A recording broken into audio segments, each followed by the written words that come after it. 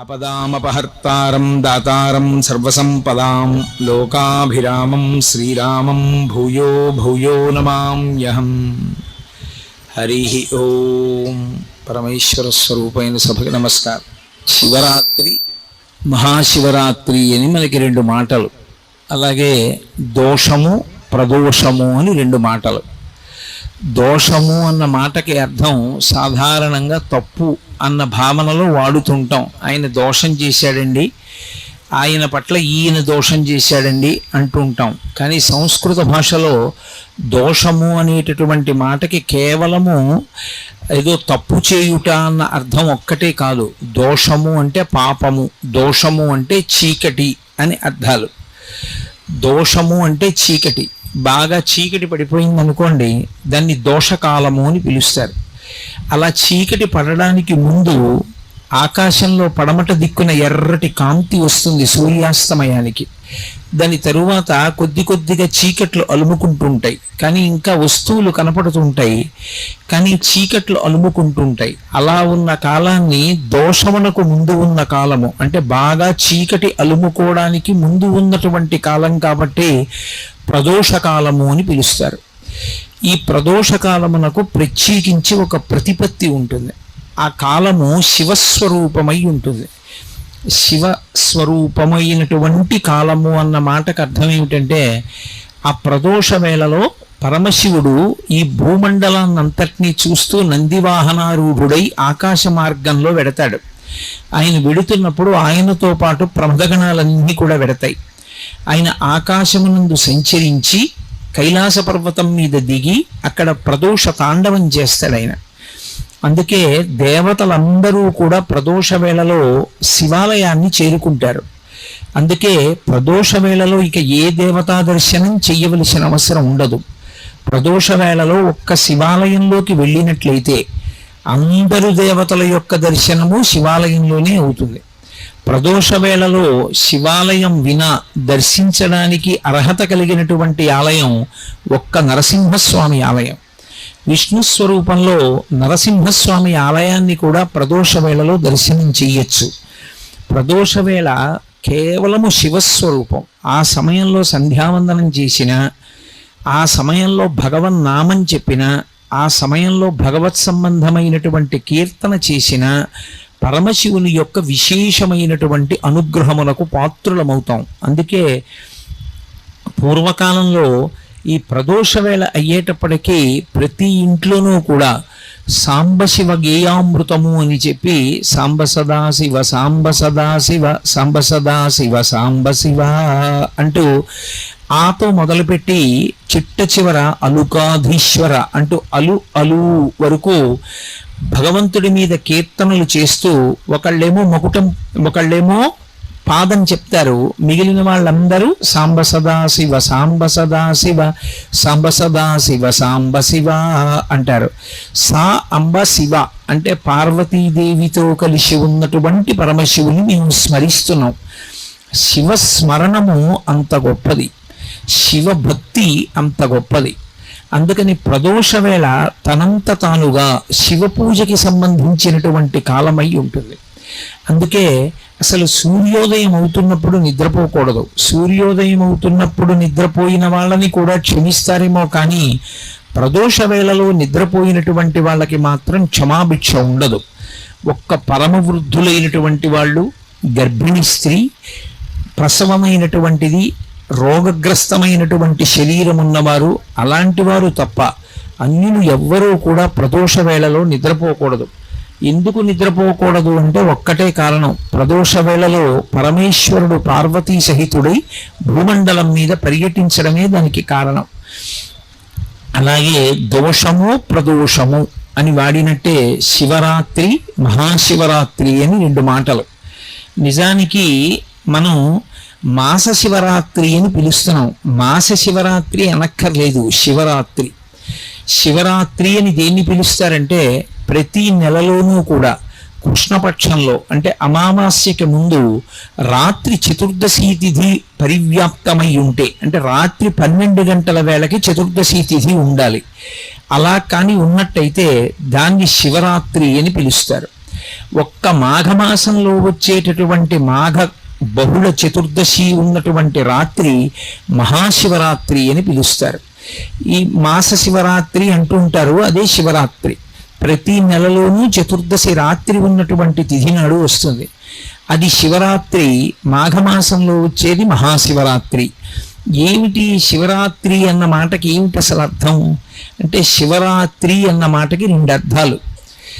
శివునకు సంబంధించినటువంటి శివపరమైనటువంటి రాత్రి అని ఒక అర్థం. విశేషణ పూర్వపద కర్మధారయా సమాసం. శివుని యొక్క రాత్రి షష్ఠీ తత్పురుష సమాసం. శివుని యొక్క రాత్రి శివపరమైన రాత్రి అని. ఈ చతుర్దశి తిథి బహుళపక్షంలో రాత్రి వేళ పరివ్యాప్తమై ఉంటే దానికి ఒక ప్రత్యేకమైనటువంటి లక్షణం ఉంటుంది.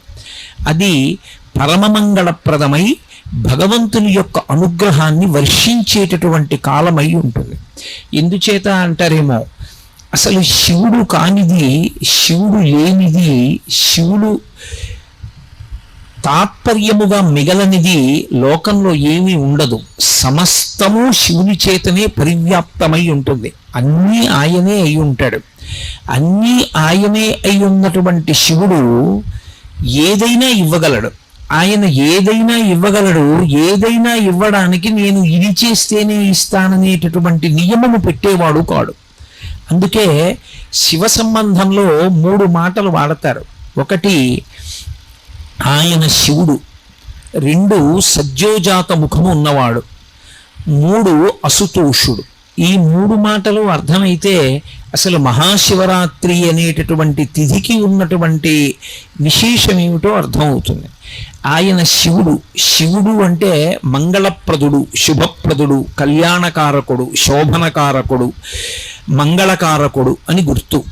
ఆయన ఎప్పుడూ భక్తులైనటువంటి వారికి మంచి చెయ్యడం వినా, ఉపకారం చెయ్యడం వినా, అపకారం చెయ్యడం అనేటటువంటిది తెలియని స్వరూపం ఏముంటుందో అటువంటి భగవత్ స్వరూపానికి శివ అని పిలుస్తారు.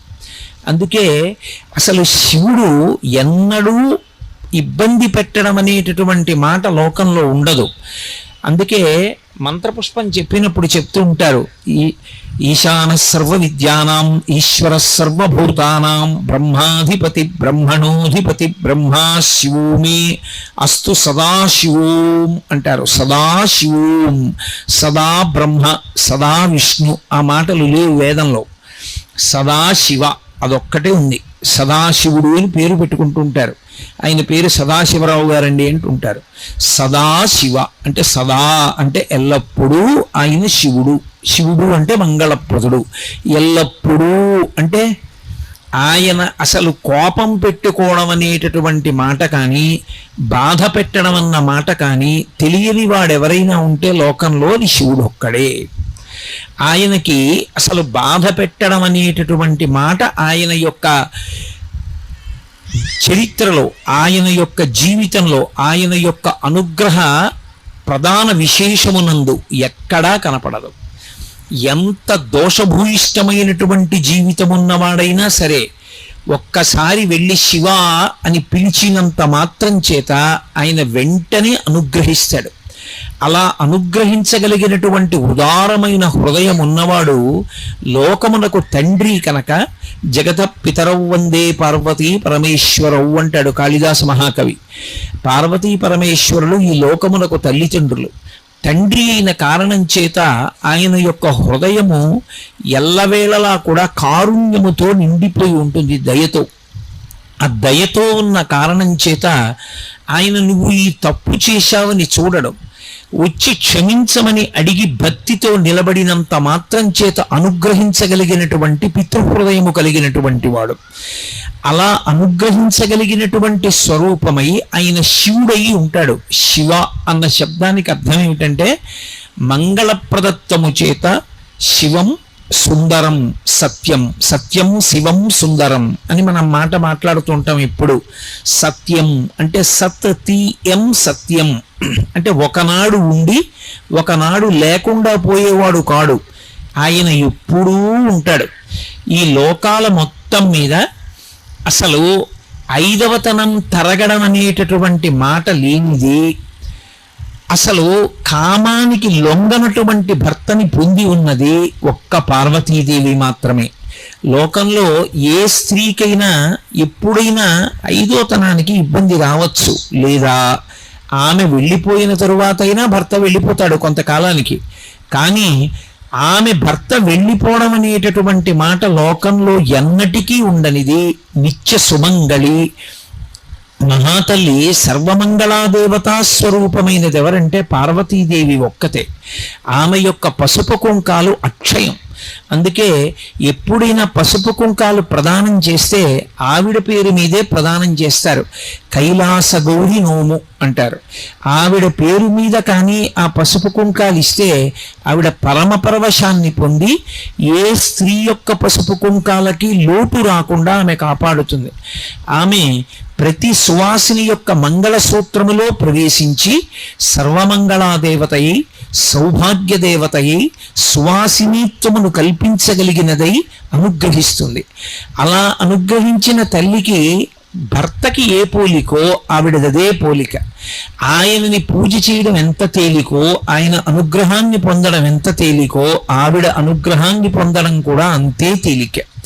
ఒక సువాసిని, ఒక పెళ్ళైనటువంటి స్త్రీ అమ్మవారి అనుగ్రహం పొందడానికి ఏం చెయ్యాలి అని అడిగారు అనుకోండి, ఆమె ప్రత్యేకంగా ఇది చేస్తేనే అమ్మవారి అనుగ్రహం కలుగుతుంది అని ఏం లేదు.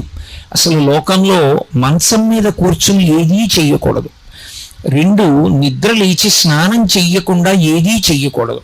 3, భార్యాభర్తల యొక్క సమాగమము జరిగిన తరువాత పగటివేళ అంటే తెల్లవారగానే స్నానం చేస్తే తప్ప ఏదీ చేయకూడదు. అటువంటిది ఆడది పెళ్ళైనటువంటి స్త్రీ రాత్రి మంచం మీద నిద్రపోయి తెల్లవారి నిద్ర లేవగానే ఒకవేళ ముందు రోజు భర్త సుఖమును అనుభవించి ఉన్నప్పటికీ కూడా మెడలో ఉన్న మంగళసూత్రాన్ని తీసి కళ్ళకద్దుకుని అమ్మవారిని స్మరించి నమస్కరించినంత మాత్రం చేత ఆమె అనుగ్రహించేస్తుంది.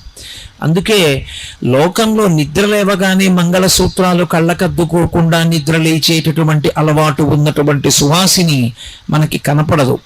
ఎప్పటికీ మంగళసూత్రం అలా మెడలోనే ఉండాలి అంటే ఆ తల్లి యొక్క అనుగ్రహం పొందడానికి ఆ మంగళసూత్రం కళ్ళకద్దుకుంటే చాలు, ఆవిడ అనుగ్రహిస్తుంది. అంతటి కారుణ్యమూర్తి ఆ యమ. అమ్మలగన్నయమ్మ ముగురమ్మల మూలపుటమ్మ చాలా పెద్దమ్మ, సురారులమ్మ కడు పారడియమ్మ తన్ను లోనమ్మిన వెల్పుటమ్మల మనంబున ఉండెడియమ్మ దుర్గమాయమ్మ. కృపాబ్ధినిచ్యుత మహత్వ కవిత్వ పటుత్వ సంపదలంటారు పోతన గారు. ఆవిడ ముగురమ్మల మూలపుటమ్మ, ముగురమ్మలకి మూలపుటమ్మ, చాలా పెద్దమ్మ. ఎప్పటి తల్లు ఆ తల్లి ఆ తండ్రి వాళ్ళిద్దరూ ఇప్పుడు పుట్టిన వాళ్ళు అని చెప్పడం కుదరదు. వాళ్ళిద్దరికీ పుట్టిన తేదీ లేదు. ఈ సమస్త బ్రహ్మాండములు ఎప్పుడున్నాయో అంతకన్నా ముందే వాళ్ళు ఉన్నారు. అందుకే లలితా సహస్రనామ స్తోత్రంలో అమ్మవారికి పూర్వజ అని ఒక పేరు. జా అంటే పుట్టినది, పూర్వజ అంటే దీనికన్నా ముందు పుట్టినది. నేను ఈ పూలదండ చూపించి ఆవిడ ఎప్పుడుంది అంటే పూర్వజ, ఈ పూలు పుట్టకముందు ఉంది. ఈ పూలు పుట్టిన చెట్టు దాన్ని పుట్టకముందు ఉంది. ఆ చెట్టు పుట్టిన భూమి ఆ భూమి పుట్టకముందు ఉంది. అసలు మీరేది చెప్పండి, దానికన్నా ముందావిడుంది. పూర్వజ అని వదిలేశాడు వ్యాసుడు. అందుకే నువ్వు ఏది చెప్పు దానికన్నా ముందావిడుంది. అయితే ఇక్కడ ఒక చమత్కారం ఉంటుంది. మరి అంత ముందు పుట్టిన తల్లి జుట్టు తెల్లపడదా? ఎప్పుడైనా అమ్మవారిని ధ్యానం చేస్తే తెల్లటి జుట్టు ఉన్నటువంటి తల్లిని ధ్యానం చెయ్యొచ్చా అంటే ఎప్పుడు చెయ్యకూడదు. అలా పరమదోషం. నమశివాభ్యాం నవయౌవనాభ్యాం పరస్పరాశ్లిష్టవపుద్ధరాభ్యాం నగేంద్రకన్యా వృషకేతనాభ్యాం నమో నమః శంకర పార్వతీభ్యాం అన్నారు శంకర భగవత్పాదులు. నమశివాభ్యాం వాళ్ళిద్దరూ ఎటువంటి వాళ్ళు అంటే నవయౌవనాభ్యాం, వాళ్ళు ఎప్పుడూ యవ్వనంలో ఉంటారు. యవ్వనంలో ఉంటారు అన్న మాటకు అర్థం ఏమిటి? యవ్వనంలోకి ప్రవేశించిన వ్యక్తి యొక్క జుట్టు నల్లగా ఉంటుంది, బాగా శక్తితో ఉంటాడు. ఆయనకి ఏమీ శక్తి క్షీణించడం, కళ్ళజోడు పెట్టుకోవలసిన అవసరం, జుట్టు తెల్లబడిపోవడం అలాంటివి ఏమి ఉండవు. బాగా బలంగా ఉన్నటువంటి కాలాన్ని యవ్వనం అంటారు. కానీ అందరూ యవ్వనంలోకి ప్రవేశిస్తారు, అందరికీ యవ్వనంలో ఉండాలని కోరుకుంటుంది కూడా. ఎందుకు అంటే ఒంట్లో బలం ఉంటుంది, తన పనులు తాను చేసుకోవచ్చు, 10 మందికి ఉపయోగపడవచ్చు. వృద్ధాప్యం వచ్చేసింది అనుకోండి, తానే వేరొకరి మీద ఆధారపడాలి, తాను ఎవరికి ఏం చేసి పెట్టగలడు. అందుకని ఎవరైనా యవ్వనంలో ఉండాలని కోరుకుంటారు. కానీ మనం ఉండగలమా? మనం కోరుకుంటే యవ్వనంలో ఉండలేము. కాలము యొక్క ప్రవాహమునందు మనందరి శరీరములు జర్జరీభూతములవుతాయి. అంటే శరీరం అంతా ముడతలు పడిపోయి జుట్టు తెల్లబడిపోతుంది. జుట్టు తెల్లబడిపోయింది అంటే అప్పుడు దాన్ని ఇంకా శరీరము అని పిలవకూడదు, దేహము అని పిలుస్తారు. ఆయన దేహం అండి అనాలి, అంతేకాని ఆయన శరీరం అండి అనకూడదు. శరీరము అని ఎప్పుడు పిలుస్తారంటే దానికి పెరిగే అలవాటు ఉంటే, బలాన్ని పుంజుకునే అలవాటు ఉంటే శరీరం అంటారు. ఇక అది బలాన్ని పుంజుకోవడం మానేసి రోజు రోజుకి కొత్త కొత్త బలహీనతల్ని పొందుతూ అనేకమైన రోగములు పొందుతూ శరీరం మీద ఉన్నటువంటి చర్మం ముడతలు పడిపోతూ ఒక్కొక్క అవయవానికి ఉన్నటువంటి పటుత్వం తగ్గిపోతుంటే అటువంటి శరీరాన్ని దేహము అని పిలుస్తారు. దేహము అంటే దహ్యమానము అని, అది ఇక కాలిపోవడానికి సిద్ధపడిపోతుంది. ఎక్కడి నుంచి వచ్చిందో అక్కడికి వెళ్ళిపోవడానికి అది ప్రయాణానికి ఏర్పాట్లు చేసుకుంటోంది. అంటే ఎంతకాలం ఉన్నదో అంతకాలము ఇక ఉండదు.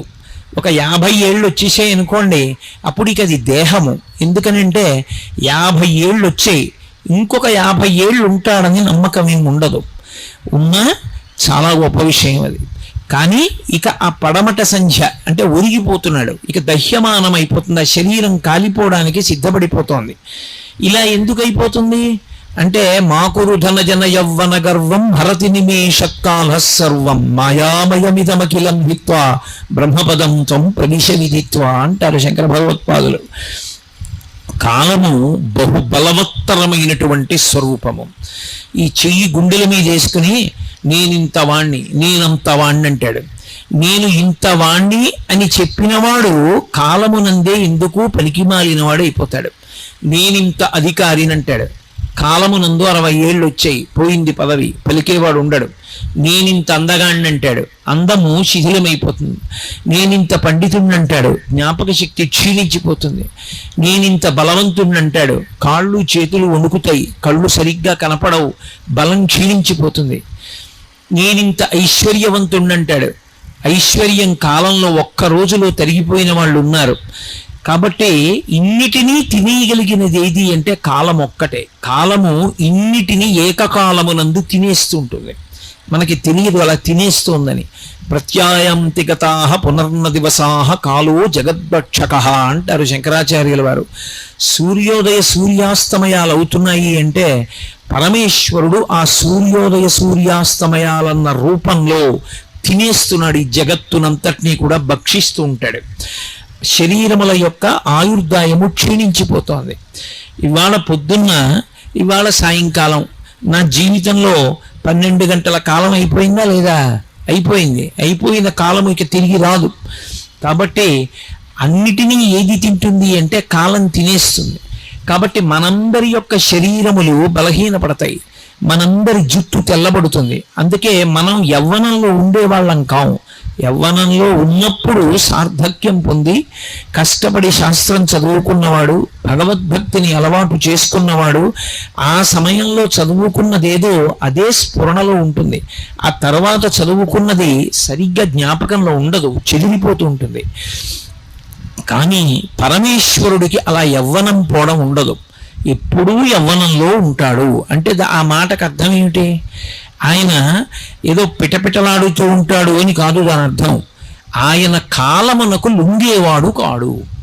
ఆయన కూడా కాలమునకు లొంగిపోయి, కాలములో ఆయన కూడా వృద్ధుడైపోయి ఆయనకి బలం తగ్గిపోయి అలా ఉండదు. ఆయన కాలమును శాసిస్తాడు. మనందరం కాలమునకు వశపడిపోతే కాలమునకు వశపడని ప్రాణి అన్నది ఒక్కటి కూడా ఈ ప్రపంచమునందు ఉండదు. సమస్త ప్రాణులు ఎంత గొప్పవాళ్ళమని చెప్పిన వాళ్ళైనా సరే చిట్ట చివరికి దేనికి వశపడిపోతారు అంటే ఆఖరణ కాలమునకు వశపడిపోతారు. ఆ కాలమునకు వశపడిపోయి అంత దీనమైనటువంటి స్థితిలో శరీరాన్ని విడిచిపెట్టేస్తారు. అంతకుముందు అబ్బా అనిపించుకున్న వాళ్ళు ఒకసారి కాలమునకు వశపడితే అబ్బబ్బా అనిపించుకుంటారు. ఒకప్పుడు మహానటి అని పిలిపించుకుంది సావిత్రి. మహాతల్లి ఎన్ని అద్భుతమైనటువంటి పాత్రలు పోషించిందో. అటువంటి ఆవిడ ఒకప్పుడు 505 రోజుల పాటు కోమాలో ఉండిపోయింది. ఆవిడ శరీరం వెళ్ళిపోయేటప్పటికి, ఆవిడ ప్రాణం విడిచిపెట్టేటప్పటికి పుర్రే ఎముకలు తప్ప ఏమీ లేవు. ఆవిడని ఎవరో గుర్తుపట్టలేరు. కాలము తినేసింది శరీరాన్ని. అన్ని ప్రాణులు నేను ఎంత గొప్పవాణ్ణని గుండెలు బాదుకున్నవాడైనా చిట్ట చివరికి గెలవలేనిదేది అంటే కాలమును గెలవలేడు. కాలము భయకారకము. బాగా జ్ఞాపకం పెట్టుకోండి నేను చెప్పే విషయం. కాలము భయమునకు హేతువై ఉంటుంది. ఎందుచేత అంటే రోజులు వెళ్ళిపోతున్నాయన్న దగ్గర నుంచి కూడా భయం దేనికి అంటే, ఒకటి ఉన్నది పోతుందేమోనన్న భయం లోకానికి, 2 నేను అనుకున్నది రాదేమోనని భయం, 3 తానుండనేమోనని భయం. 3 భయముల చేత ఎప్పుడూ వశుడై ఉంటాడు. ఈ 3 భయములు ఎందుకు ఏర్పడతాయి అంటే, మన శరీరమునందు 3 లక్షణములు ఉంటాయి. కార్మిక మలము, మాయిక మలము, ఆనవ మలము అని 3 మలములు ఉంటాయి. ఈ శరీరం అంతా మల సంఘాతము అంటుంది వేదాంతం. మలము అంటే మనం తెల్లవారుజామున పొద్దున్నే విసర్జించేటటువంటి మలం ఎటువంటిదో, ఈ శరీరం అంతా కూడా మలముతో కూడి ఉంటుంది. దీన్ని 3 రకములైన మలముల చేత తయారు చేయబడుతుంది ఈ శరీరం. ఆనవ మలము అంటారు. ఆనవ మలము అంటే పంచభూతములలో ఉండేటటువంటి అణువులు తీసి ఈశ్వరుడు దీన్ని తయారు చేస్తాడు. ఇందులో కొంత పృథివిని పెడతాడు. పృథివీ అంటే మట్టి. ఎంత స్నానం చెయ్యండి, కొద్దిగా నీటి చుక్క వేసి ఇలా అంటే అందులోంచి మట్టి వస్తుంది.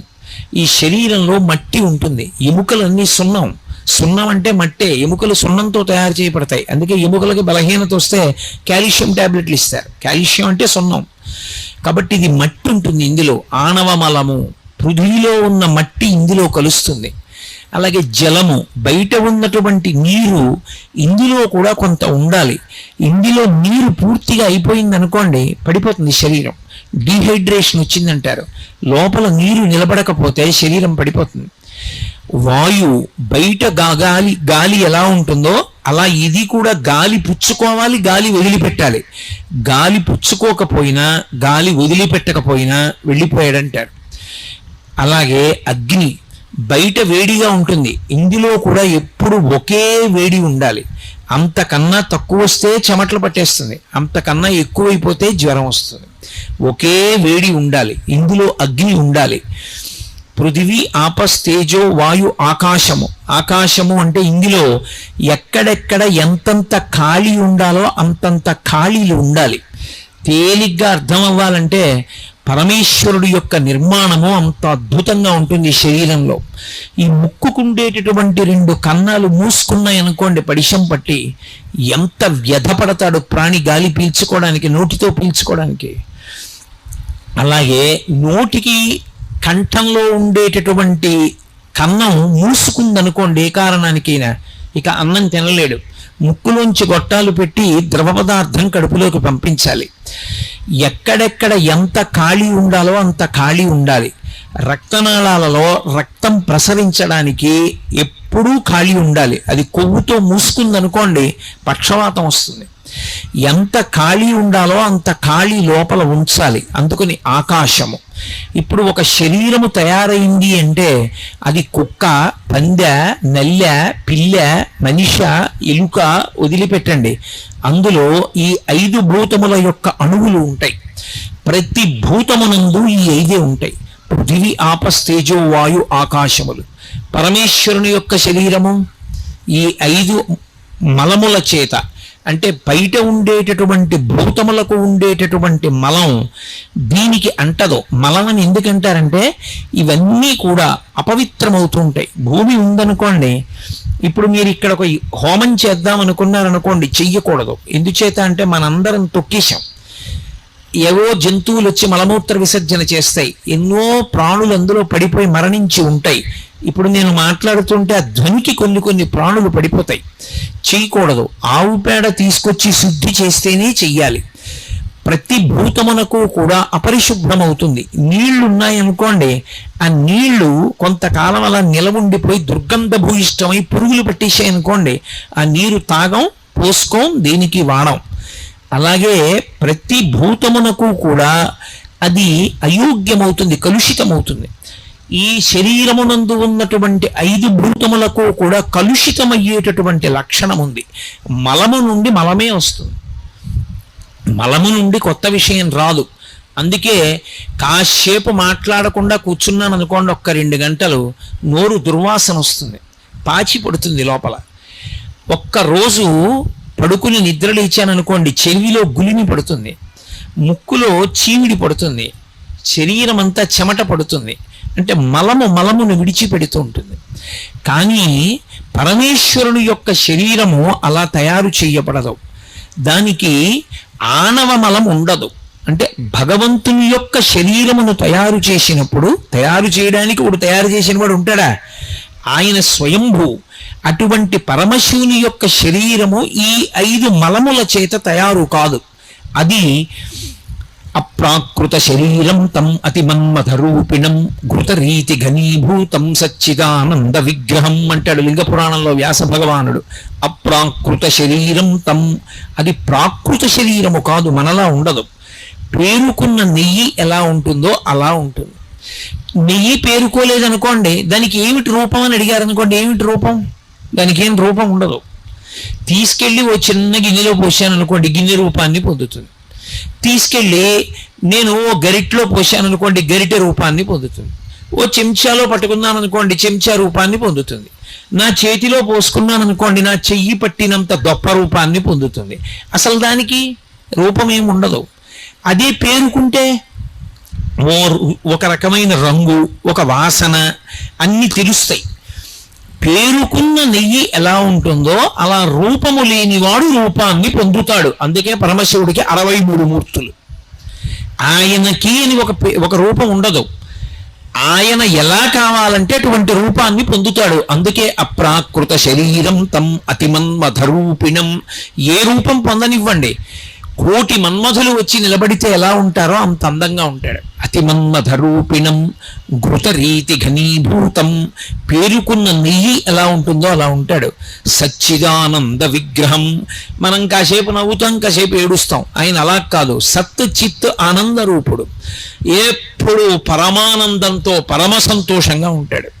అందుకే ఆయనకి ఆణవ మలము లేదు, మనకి ఆణవ మలం ఉన్నది. 2వ మలము మనకి కార్మిక మలము అని ఒక మలం ఉంటుంది.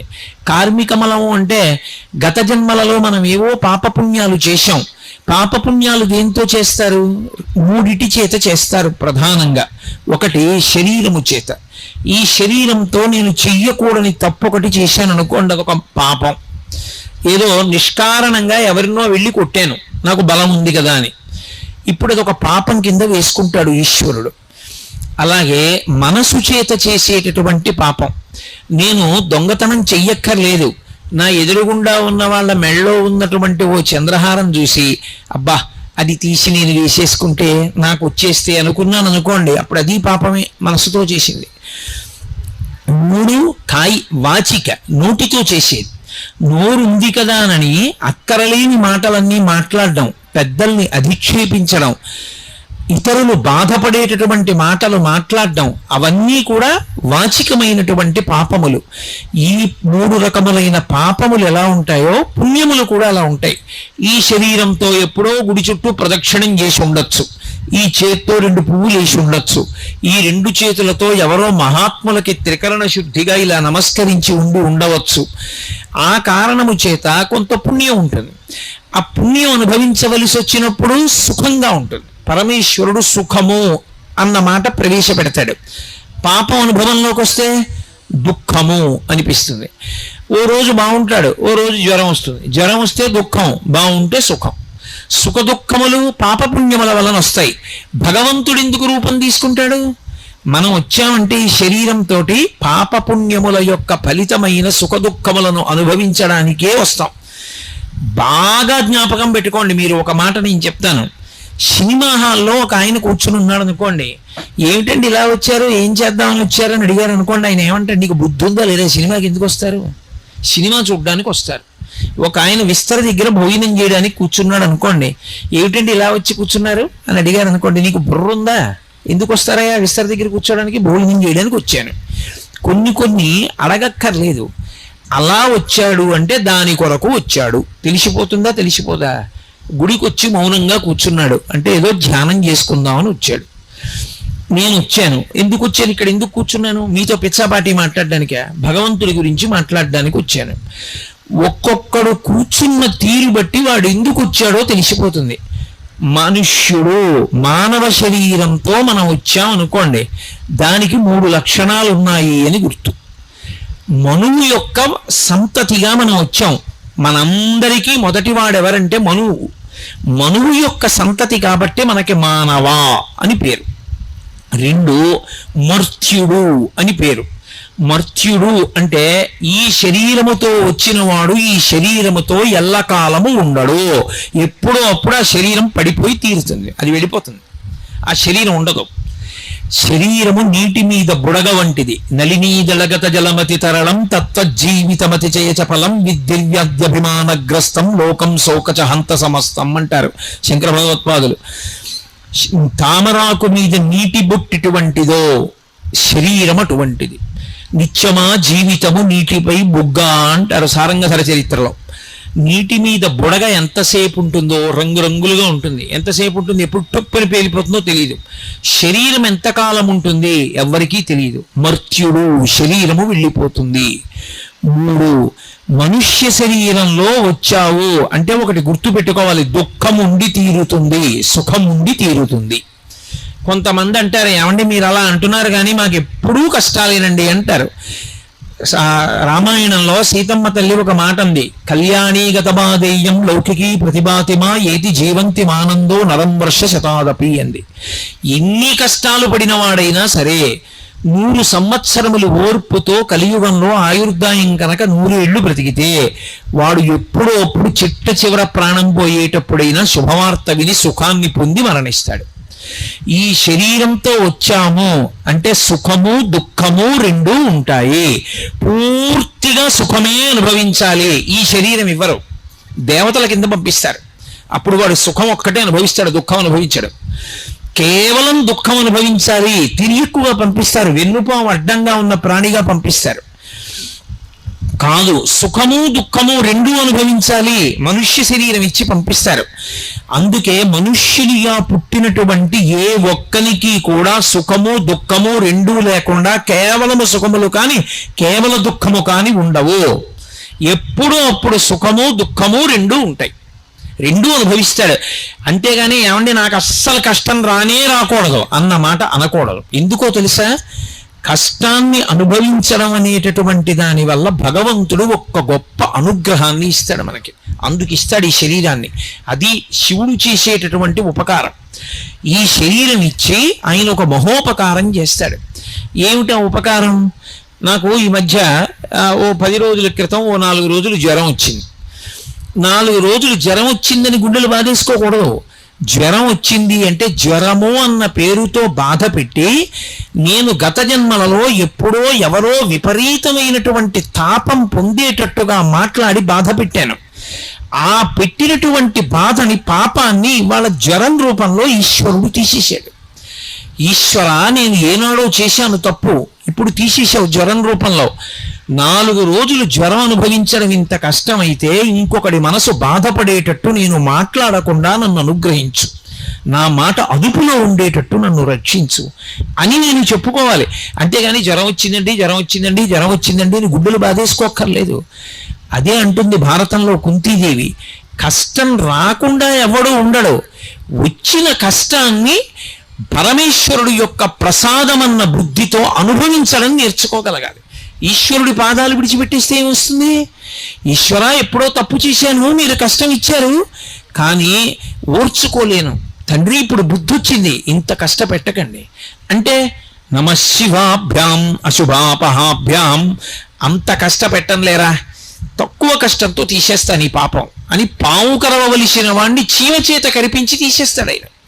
కాబట్టి భగవంతుని యందు భక్తి ఎన్నడూ విడిచిపెట్టకూడదు. అలా విడిచిపెట్టకుండా నిలబడగలిగిన వాడెవడో వాడి భక్తి పండినటువంటి భక్తి. అందుకు ధూర్జటి చెప్పుకున్నాడు కాళహస్తీశ్వరలింగం దగ్గరికి వెళ్ళి, నీవు సేవింపగ నాపదల్పొడమని నిత్యోత్సవం బబ్బని జనమాతృండనని సంసార మోహంబు పైగొనని గ్రహగతులు కుందింపని మేలు వచ్చిన రాణి అవి నాకు భూషణములే శ్రీకాళహస్తీశ్వర అన్నాడు. లోకుల్నంగని మెచ్చని అలుగని లోలోన నిందించని చీకాకున్బడని మహాత్ముడనని జైలొగ్గని మూకీభావమునం తిట్టని త్రోయని నీ కారుణ్యము కలిగి ఉండినను అంతే చాలునో శంకర. లోకాలు మెచ్చుకొని తిట్టని, మహాత్ముడనని నమస్కారాలు పెట్టని, దుర్మార్గుడనని రాళ్లు పెట్టి కొట్టని బాధ లేదు. నీ అనుగ్రహం పోకుండా ఉంటే చాలు, నీ యందు భక్తి ఉంటే చాలు శంకర, నాకు అది చాలు అన్నాడు.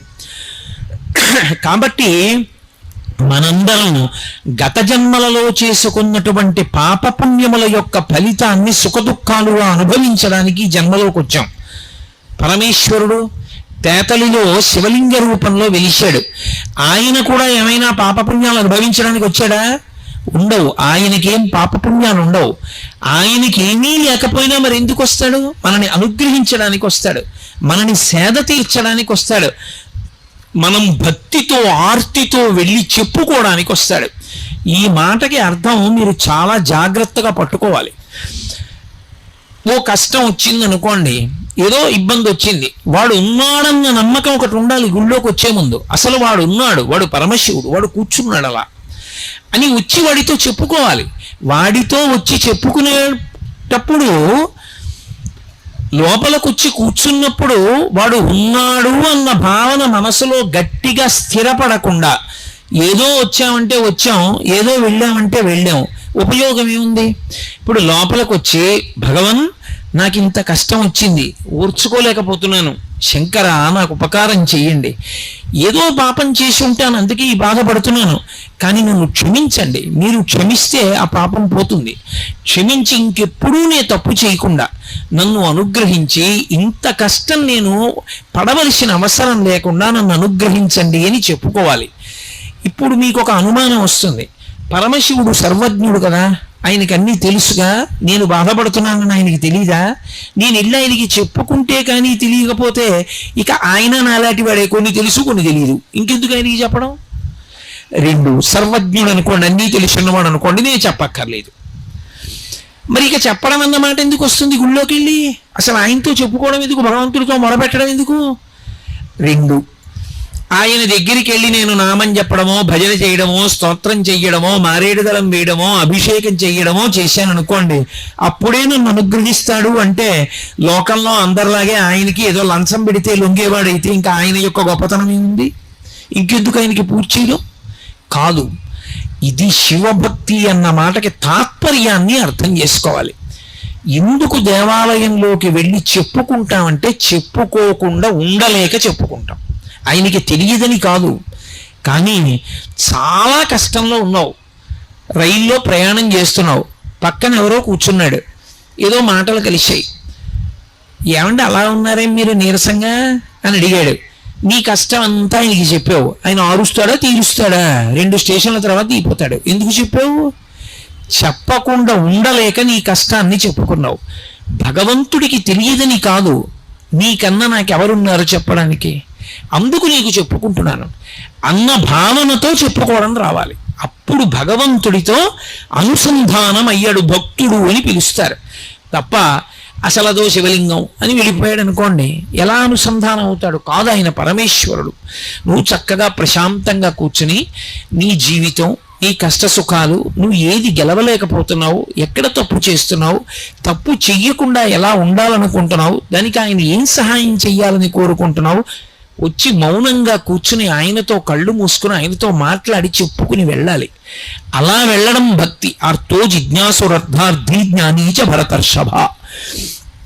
2, ఆయన దగ్గరికి వెళ్ళి మారేడుదలం వేయడం, ఆయన దగ్గరికి వెళ్ళి నీళ్లు పోయడం, ఆయన దగ్గరికి వెళ్ళి పండు పట్టుకెళ్ళడం ఎందుకు? అలా ఇస్తే కానీ లొంగడా? లంచం పెడితే కానీ ఒప్పుకునేవాడు కాడా? కాదు.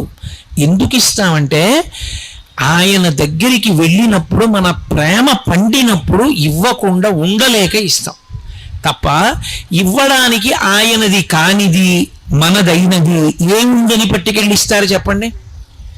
ఇది ఆయనది కాదండి, ఇది ఆయనకి లేదండి, నాకే ఉందండి, అందుకు నేను ఇస్తానండి అనడానికి ఆయనది కానిది మనకున్నది ఒకటి నాకు చెప్పండి. శంకరాచార్యుల వారు శివానంద లహరిలో దెప్పి పొడిచారు. కరస్తే హేమాద్రియౌ గిరిశ నికటస్థే ధనపతౌ శిరస్థే శీతాంశౌ చరణయుగళస్థే అఖిల శుభౌ గృహస్థే స్వర్భూజామర సురభి చింతామణిగణి కమర్థం దాస్యేహం భవతు భవదర్థం మమ మనః అన్నారు. శంకర, మీకేమైనా ఇవ్వాలని వచ్చాను, ఇవ్వడానికి ఆయనకి లేనిదేమిటి? కరస్తే హేమాద్రియౌ, ఆయన ఒక చేతిలో బంగారు కొండ పట్టుకుంటాడు, మేరు పర్వతాన్ని ధనస్సుగా పట్టుకుంటాడు. ప్రపంచంలో మేరు పర్వతాన్ని ఆధారం చేసుకుని గ్రహాలు కూడా తిరుగుతాయి. అటువంటి మేరు పర్వతం ఆయన చేతిలో ఒక ధనస్సుగా నిలబడి ఉంటుంది. బంగారు కొండ ఆయన దగ్గర ఉంది. ఏమిస్తావు ఆయనకి? ఆయనకు గొలుసు చేయించాలా? ఆయనకు మువ్వల వడ్డాణం చేయించాలా? ఆయనకి ఏం లేదని మనం ఇస్తాం. కాబట్టి ఇవ్వలేము, బంగారం ఇవ్వలేము. అయ్యా, మీ దగ్గర బంగారం ఉంది కానండి, ఏ అర్ధరాత్రో 4 రూపాయలు కావాలంటే మీరు ఏటీఎం కౌంటర్కి వెళ్ళాలి కదా, మీ దగ్గర డబ్బులు ఉన్నప్పుడు బంగారం అమ్ముకుందాం అంటే ఎవడు కొంటాడు? అర్ధరాత్రి దొంగలని పట్టుకుంటారు. అందుకని చెప్పి మీకు కొంత డబ్బు ఇద్దాం అనుకుంటున్నానంటారా? గిరీశ నికటస్థే ధనపతౌ, ఓ శివ, మీ దగ్గర నవనిధులకు అధిపతి అయినటువంటి కుబేరుడు ఇలా చేతులు కట్టుకుని నిలబడి ఉంటాడు. ఎప్పుడైనా శివుడికి ఏదైనా నేను చేయగలనా అని అప్పటి నుంచి ఇప్పటి వరకు అలాగే నించుని ఉన్నాడు. శివుడికి ఆయన దగ్గర తీసుకోవాల్సిన అవసరం ఉండదు, ఆయనకే శివుడు ఇస్తూ ఉంటాడు. ఇక నేనేమిస్తాను? గిరీశ నికటస్థే ధనపతౌ శిరస్థే శీతాంశౌ, ఆయన తల మీద తదియనాటి చంద్రరేఖ ఉంటుంది. ఎందుకు చంద్రరేఖ? అందరిలా చక్కగా ఏదో మణో ఓ తురాయో పెట్టుకోకూడదు. ఏమిటి చంద్రరేఖ పెట్టుకోవడం ఎందుకు అంటే, చంద్రరేఖ దేనికి గుర్తు అంటే తరిగిపోతూ ఉన్నటువంటి కాలానికి గుర్తు. మనం చాంద్రమానము అని పిలుస్తాం, రోజు తిథి చెప్తాం. ఇవాళ పొద్దున నేను సంధ్యావందనం చేసుకుంటూ మాఘమాసే కృష్ణపక్షే ఏకాదశిమ్యాం అని చెప్పాను, రేపు ద్వాదశిమ్యాం అంటాను, ఎల్లుండి త్రయోదశిమ్యాం అంటాను. ఇలా తిథి చెప్పుకుంటూ వెళ్ళిపోతే అమావాస్య వస్తుంది. తర్వాత కృష్ణపక్షే అన్ను, శుక్లపక్షే అంటాను. శుక్లపక్షంలో చంద్రరేఖలు పెరుగుతాయి, చంద్రకళలు. కృష్ణపక్షంలో తరుగుతాయి. చంద్రకళలు పెరుగుట, చంద్రకళలు తరుగుట అన్న తిథులలో కాలం వెళ్ళిపోతోంది. కాలమునందు మనందరం పడిపోతున్నాం, కానీ వెళ్ళిపోతున్న కాలం అంతా ఆయనకు ఆభరణంగా నిలబడిపోయింది. అది చంద్రరేఖ. ఈ కాలమునందు పడిపోకుండా, కాలమునందు మళ్ళీ పుట్టవలసిన అవసరం లేకుండా, ఈసారి పడిపోవడం ఒక్కటే చిట్ట చివరిసారి పడిపోవడం, ఇక మళ్ళీ పుట్టవలసిన అవసరం ఉండదు. పుట్టి ఉన్నాం కాబట్టి ఇదే ఆఖరిసారి చనిపోవడం. ఇలా చెయ్యగలిగిన వాడెవడు? పరమశివుడు ఒక్కడే. అందుకే పుట్టడానికి కారణమైన మన్మధుణ్ణి కాలుస్తాడు, సావడానికి కారణమైన యముణ్ణి చంపుతాడు. ఈ రెండూ చెయ్యగలిగిన వాడు శివుడు ఒక్కడే. కాబట్టి శివ, మీరు చంద్రరేఖ పెట్టుకుంటారు అంటే ఎవరు మీ పాదములు పట్టుకున్నారో వాడు మళ్ళీ పుట్టవలసిన అవసరం ఉండదు. పునరపి జననం పునరపి మరణం పునరపి జననీ జఠరే శయనం ఇహ సంసారే బహుజుస్తారే కృపయాపారే పాహిమురారే అంటారు. పుట్టుక చావు, పుట్టుక చావు, పుట్టుక చావు. ఇలా పుట్టవలసిన అవసరం లేకుండా మోక్షం ఇవ్వగలిగిన వాడు ఆయన. అటువంటి వాడు కనుక చంద్రరేఖ ధరించి ఉంటాడు. అటువంటి చంద్రరేఖని పరమశివుడు ధరించి ఉంటే శిరస్థే శీతాంశౌ చరణయుగళస్థే అఖిల శుభౌ, ఎవరింట్లోనైనా ఏదైనా శుభకార్యం జరగాలి అంటే ఇది ఎవరి వలన జరుగుతుంది అంటే పరమశివ అనుగ్రహంగా జరుగుతుంది. శుభాలన్నీ ఎక్కడుంటాయంటే పరమశివుడు యొక్క పాదముల మీద పడి ఉంటాయి. ఏమండి, మా ఇంట్లో మా అమ్మాయి పెళ్ళవట్లేదు, మా అమ్మాయి పెళ్ళవట్లేదు అన్నాడు అనుకోండి, అన్నిటికీ ఒకటే మందు, వెళ్ళి శివలింగానికి అభిషేకం చేయించుకోండి. ఆయన చల్లబడితే మన మనసు చల్లబడుతుంది.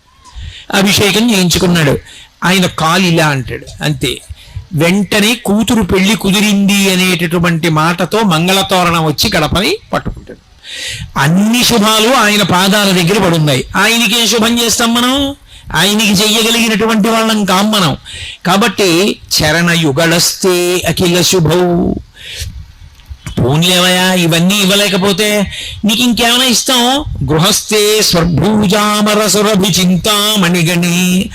ఆయన ఇంట్లో కామధేనువులు, కల్పవృక్షాలు, ఏకంగా కల్పవృక్షాల తోట, కామధేనువుల మంద ఆయన ఇంట్లో ఉన్నాయి.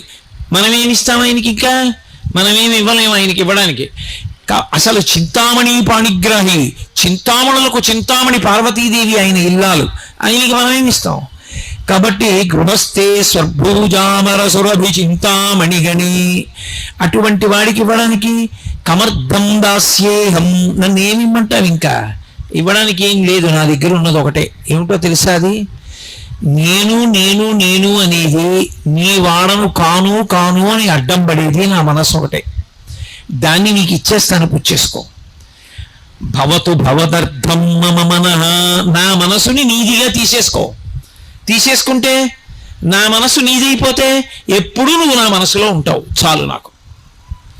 కాబట్టి నా మనసు లొంగట్లేదు, అది నా మాట వింటలేదు, ఎటో పోతోంది అసమానం. ఉషే శివుడి పాదాలు పట్టుకోవే అంటే పట్టుకోకుండా అన్ని చోట్ల తిరుగుతోంది. కాబట్టి దీన్ని నువ్వు ఉచ్చేసుకో. ఇది నీ మాట వింటే నీ దగ్గర ఉండాలిగా, నీ దగ్గర ఉండట్లా, ఇది తిరుగుతున్న దాన్ని నువ్వు ఉచ్చేసుకో. ఎంత భక్తితో ప్రార్థించారో చూడండి. అటువంటి ఆయనకి మనం ఏమి ఇవ్వగలం? మనం ఇవ్వడానికి ఏమి ఉండదు. ఎవడైనా నేనండి దానికి వెండి తొడుగు చేయించాను, నేను తలుపులు చేయించాను, నేను అదిగో రాళ్ళు వేయించాను, నేను అభిషేకం చేయించాను అని ఎవడైనా అన్నాడు అనుకోండి, వాడికన్నా అమాయకుడు లోకంలో ఇంకోడు లేడు. ఇది వాడు చేయించలేడు, వాడు ఎక్కడి నుంచి చేయిస్తాడు? అసలు వాడన్నవాడు ఉన్నాడంటే శివుడు శరీరాన్ని చేసి ఇచ్చాడు కాబట్టి, లేకపోతే శరీరం లేదు. ఇక నేనన్న మాట ఎక్కడి నుంచి వచ్చింది? వాడి అనుగ్రహంతో వాడు చేశాడు తప్ప వాడికి చెయ్యగలిగిన మొనగాడు వీడా? కమర్థం దాస్యేహం, నేనేం చేయగలనన్నారు శంకరాచార్యులు వారంతటి వారు. కాబట్టి ఆయనకి ఆనవ మలము, కార్మిక మలము లేవు. కార్మిక మలం అంటే గత జన్మలలో చేసుకున్నటువంటి కర్మల వలన పాపపుణ్యములను అనుభవించడానికి రాలేదు.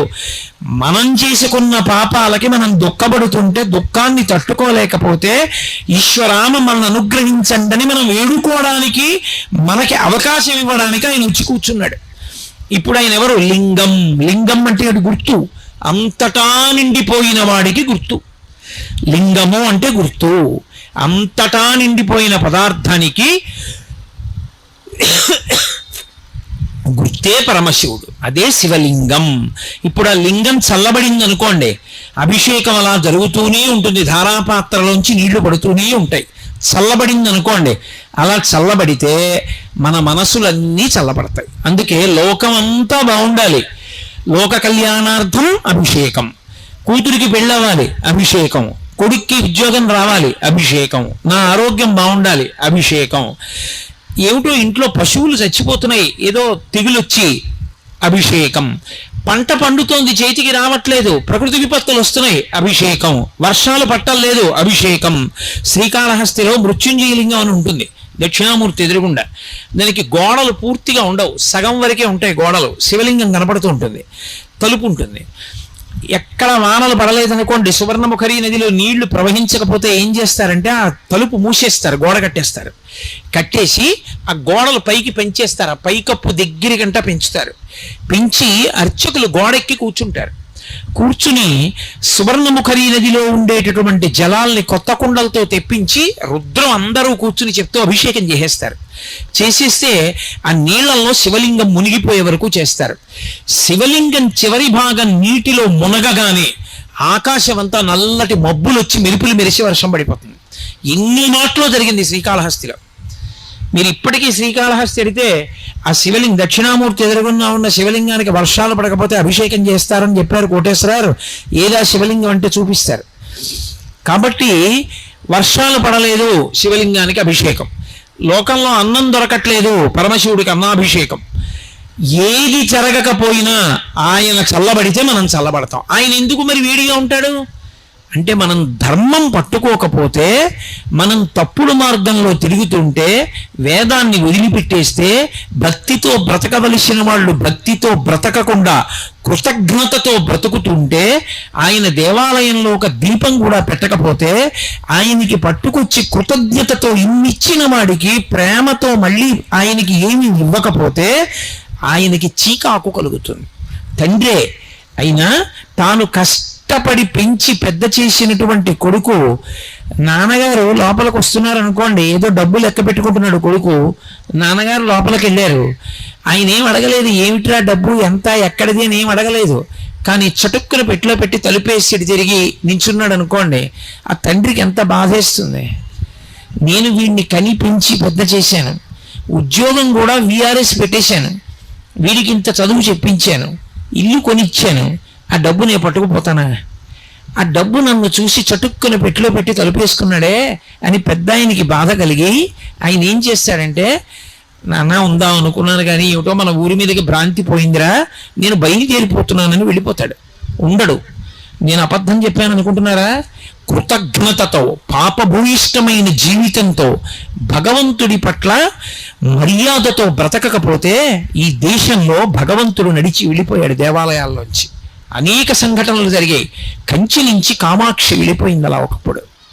కంచిలోంచి కామాక్షి పరదేవత వెళ్ళిపోయి తంజావూరు వెళ్ళిపోయి తంజావూరులో ఉండిపోయింది స్వర్ణకామాక్షి. అందుకే ఇప్పటికీ తంజావూరు స్వర్ణకామాక్షి దగ్గరికి వెడితే ఆవిడ ఎంతో సంతోషపడుతుంది. వీడొక్కడరా, నేను కంచి విడిచిపెట్టి వచ్చేసానని నా కోసం వీడు వచ్చాడు తంజావూరు అంటుంది. స్వర్ణకామాక్షి వెళ్ళిపోయింది. శ్రీరంగం నుంచి రంగనాథుడు వెళ్ళిపోయాడు ఒకప్పుడు. అలా వెళ్ళిపోతేనే కదా ఇవాళ తిరుమలలో రంగనాయకుల మంటపం ఉంది. అక్కడి నుంచి వచ్చేసిన రంగనాథుడు తిరుమలలో రంగనాయకుల మంటపంలో ఉండిపోయాడు చాలా కాలం. భగవంతుడు కూడా దేవాలయాలు విడిచిపెట్టి వెళ్ళిపోయాడు. నేరెళ్ళమ్మ వెళ్ళిపోయింది తూర్పుగోదావరి జిల్లాలోని, అన్నవరం వెళ్ళిపోయింది రత్నగిరి దగ్గరికి. ఎందుకు వెళ్ళిపోతారు దేవతలంటే గుళ్ళల్లోంచి అసహ్యం కలిగితే వెళ్ళిపోతారు. డబ్బు లెక్క పెట్టుకుంటున్న కొడుకు తండ్రిని చూసి డబ్బు దాచుకుంటే అసహ్యించుకున్న తండ్రి తన ఇంటికి తాను వెళ్ళిపోయినట్టే పరమేశ్వరుడు కూడా ఊరు విడిచిపెట్టి వెళ్ళిపోతాడు. అలా వెళ్ళిపోయాడు అనుకోండి, ఉత్పాతములు సంభవిస్తాయి. అందుకే మేమందరం రోజు నీకు ఉపచారాలు చేయట్లేదు, తప్పులే చేస్తున్నాం. అయినా నువ్వు మా కన్న తండ్రివి. ఏమీ తెలియనటువంటి బిడ్డడు మహాపండితుడైనటువంటి తండ్రిని గుండెల మీద కాళ్లతో తంతాడు. అంత మాత్రం చేత కాలు విరిచేస్తాడా తండ్రి? ముద్దు పెట్టుకుంటాడు.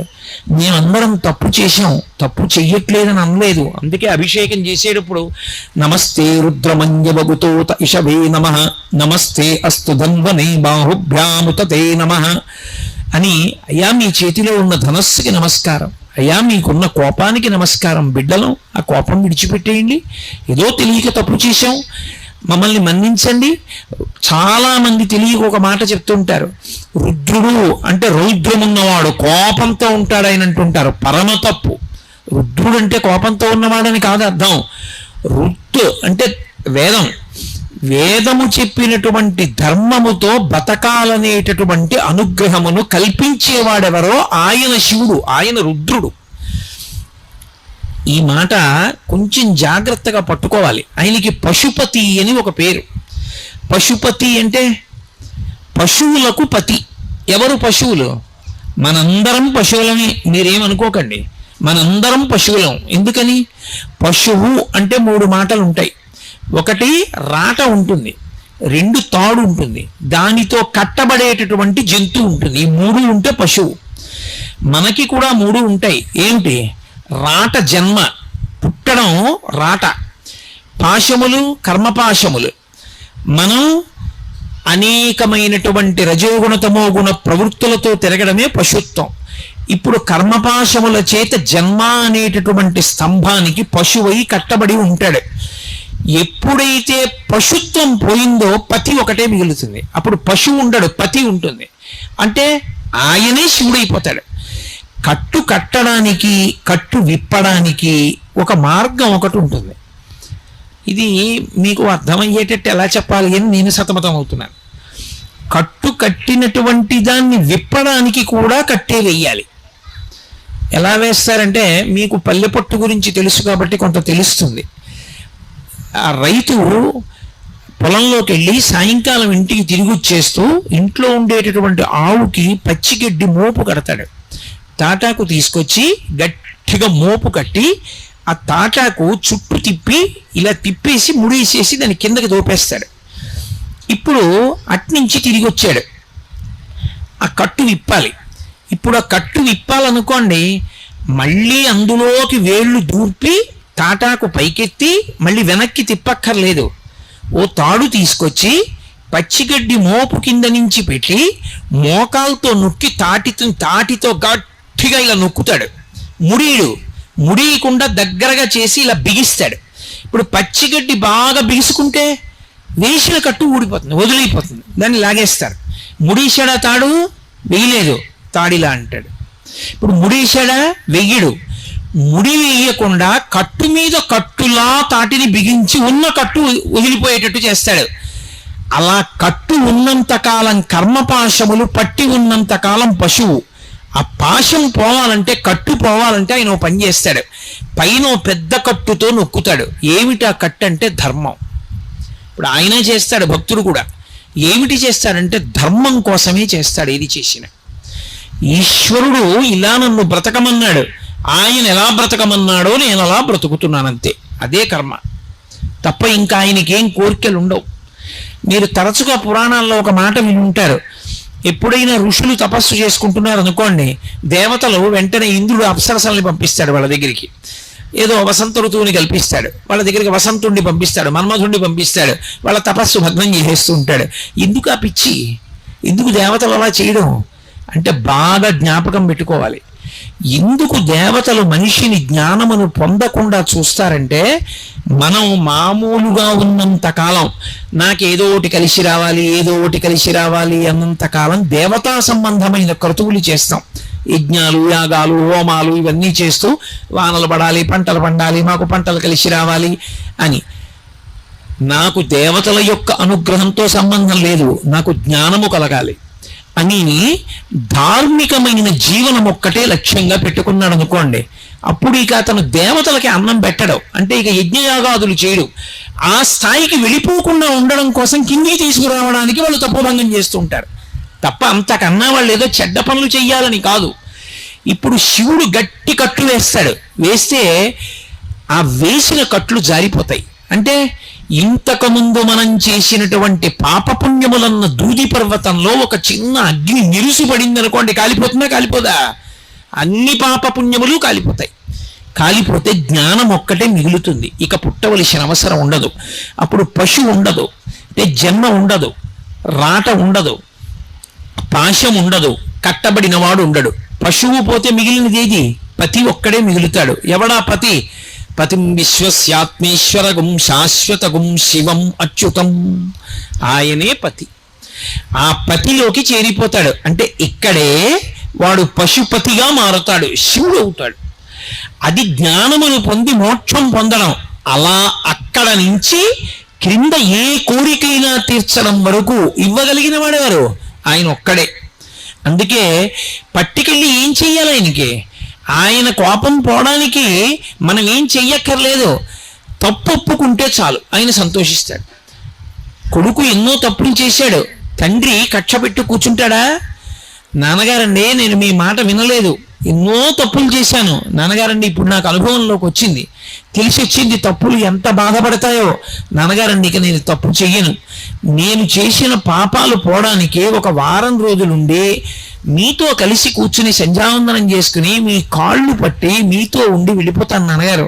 ఇక నేను జీవితంలో ఎంతో భక్తితో ధార్మికంగా బతుకుతానన్నాడు. తండ్రి పరమ సంతోషాన్ని పొందేస్తాడా? పొందేయడా? మనం కూడా రుద్రంలో అవే మాటలు చెప్తాం. నాన్నగారండి తప్పైపోయింది నాన్నగారండి, నాన్నగారండి ఇంకెప్పుడు చేయండి నాన్నగారండి అని 1-2 మాటలు నాన్నగారండి నాన్నగారండి నాన్నగారండి అని ఎలా అంటామో, 2 వైపులా నమస్కారం వేస్తూ రుద్రం అలాగే చెప్తాం. అందుకే నమః సోమాయ చ రుద్రాయ చ నమస్తామ్రాయ చ అరుణాయ చ నమః శంగాయ చ పశుపతయే చ నమః ఉగ్రాయ చ భీమాయ చ నమో అగ్రే వదాయ చ దూరే వదాయ చ నమో మంత్రే చ హనీయసే చ నమో వృక్షేభ్యో హరికేశేభ్యో నమస్తారాయ నమః సంభవే చ. అలా నమః నమః నమః నమః అటు నమః ఇటు నమః అటు నమః ఇటు నమః. అయ్యా నమస్కారం పెడుతున్నా క్షమించు, అయ్యా నమస్కారం పెడుతున్నా క్షమించు. సరే పో. ఆయన చల్లబడ్డాడు అనుకోండి, మనం చల్లబడతాం, లోకం చల్లబడుతుంది. ఇప్పుడు ఆయన ఉండడం ఆయనకా మనకా ఉపకారం? ఆయన ఉండడం మనకు ఉపకారం. ఆయన వెంటనే అనుగ్రహిస్తాడు. వెంటనే అనుగ్రహించి ఇంట ప్రశాంతత కల్పిస్తాడు. కాబట్టి సజ్జోజాత ముఖమున్నవాడు అని పిలుస్తారు. అందుకని సజ్జోజాతుడు అని పేరు వచ్చిన శివాలయాలన్నిటిలోకి ఆగమంలో చాలా గొప్పది అని దేన్ని పిలుస్తారంటే, పశ్చిమాభిముఖమైనటువంటి శివలింగం ఏ గుళ్ళో ఉంటుందో ఆ శివాలయం మిగిలిన శివాలయాలన్నిటికన్నా గొప్పది. ఎందుకంటే శివుడి యొక్క పశ్చిమ ముఖం సజ్జోజాత ముఖం.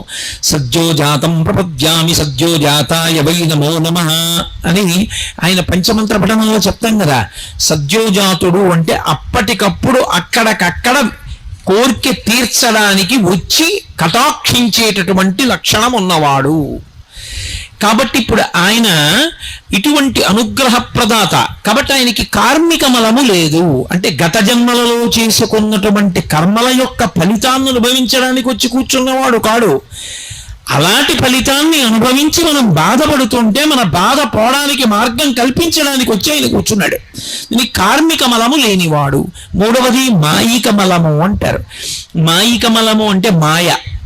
మాయ అన్న మాటకు అర్థం తేలికగా మీకు అర్థం అవ్వాలంటే నామము రూపము ఈ రెండిటినే మాయ అంటారు.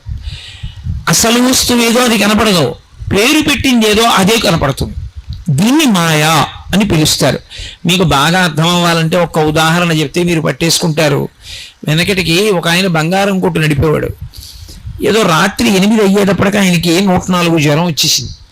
అంత జ్వరం వచ్చేసి చలి కుదుపు వచ్చి ఇంకా కొట్టులో కూర్చోలేక వెళ్ళిపోతూ ఒరే రాత్రి కొట్టుకి జాగ్రత్తగా దింపు, ఆ ఎదురుగుండా ఉన్నటువంటి చట్రం తాళాలు జాగ్రత్తగా వేసిరా ఇంటికి అని కొడుక్కి చెప్పి వెళ్ళిపోయాడు.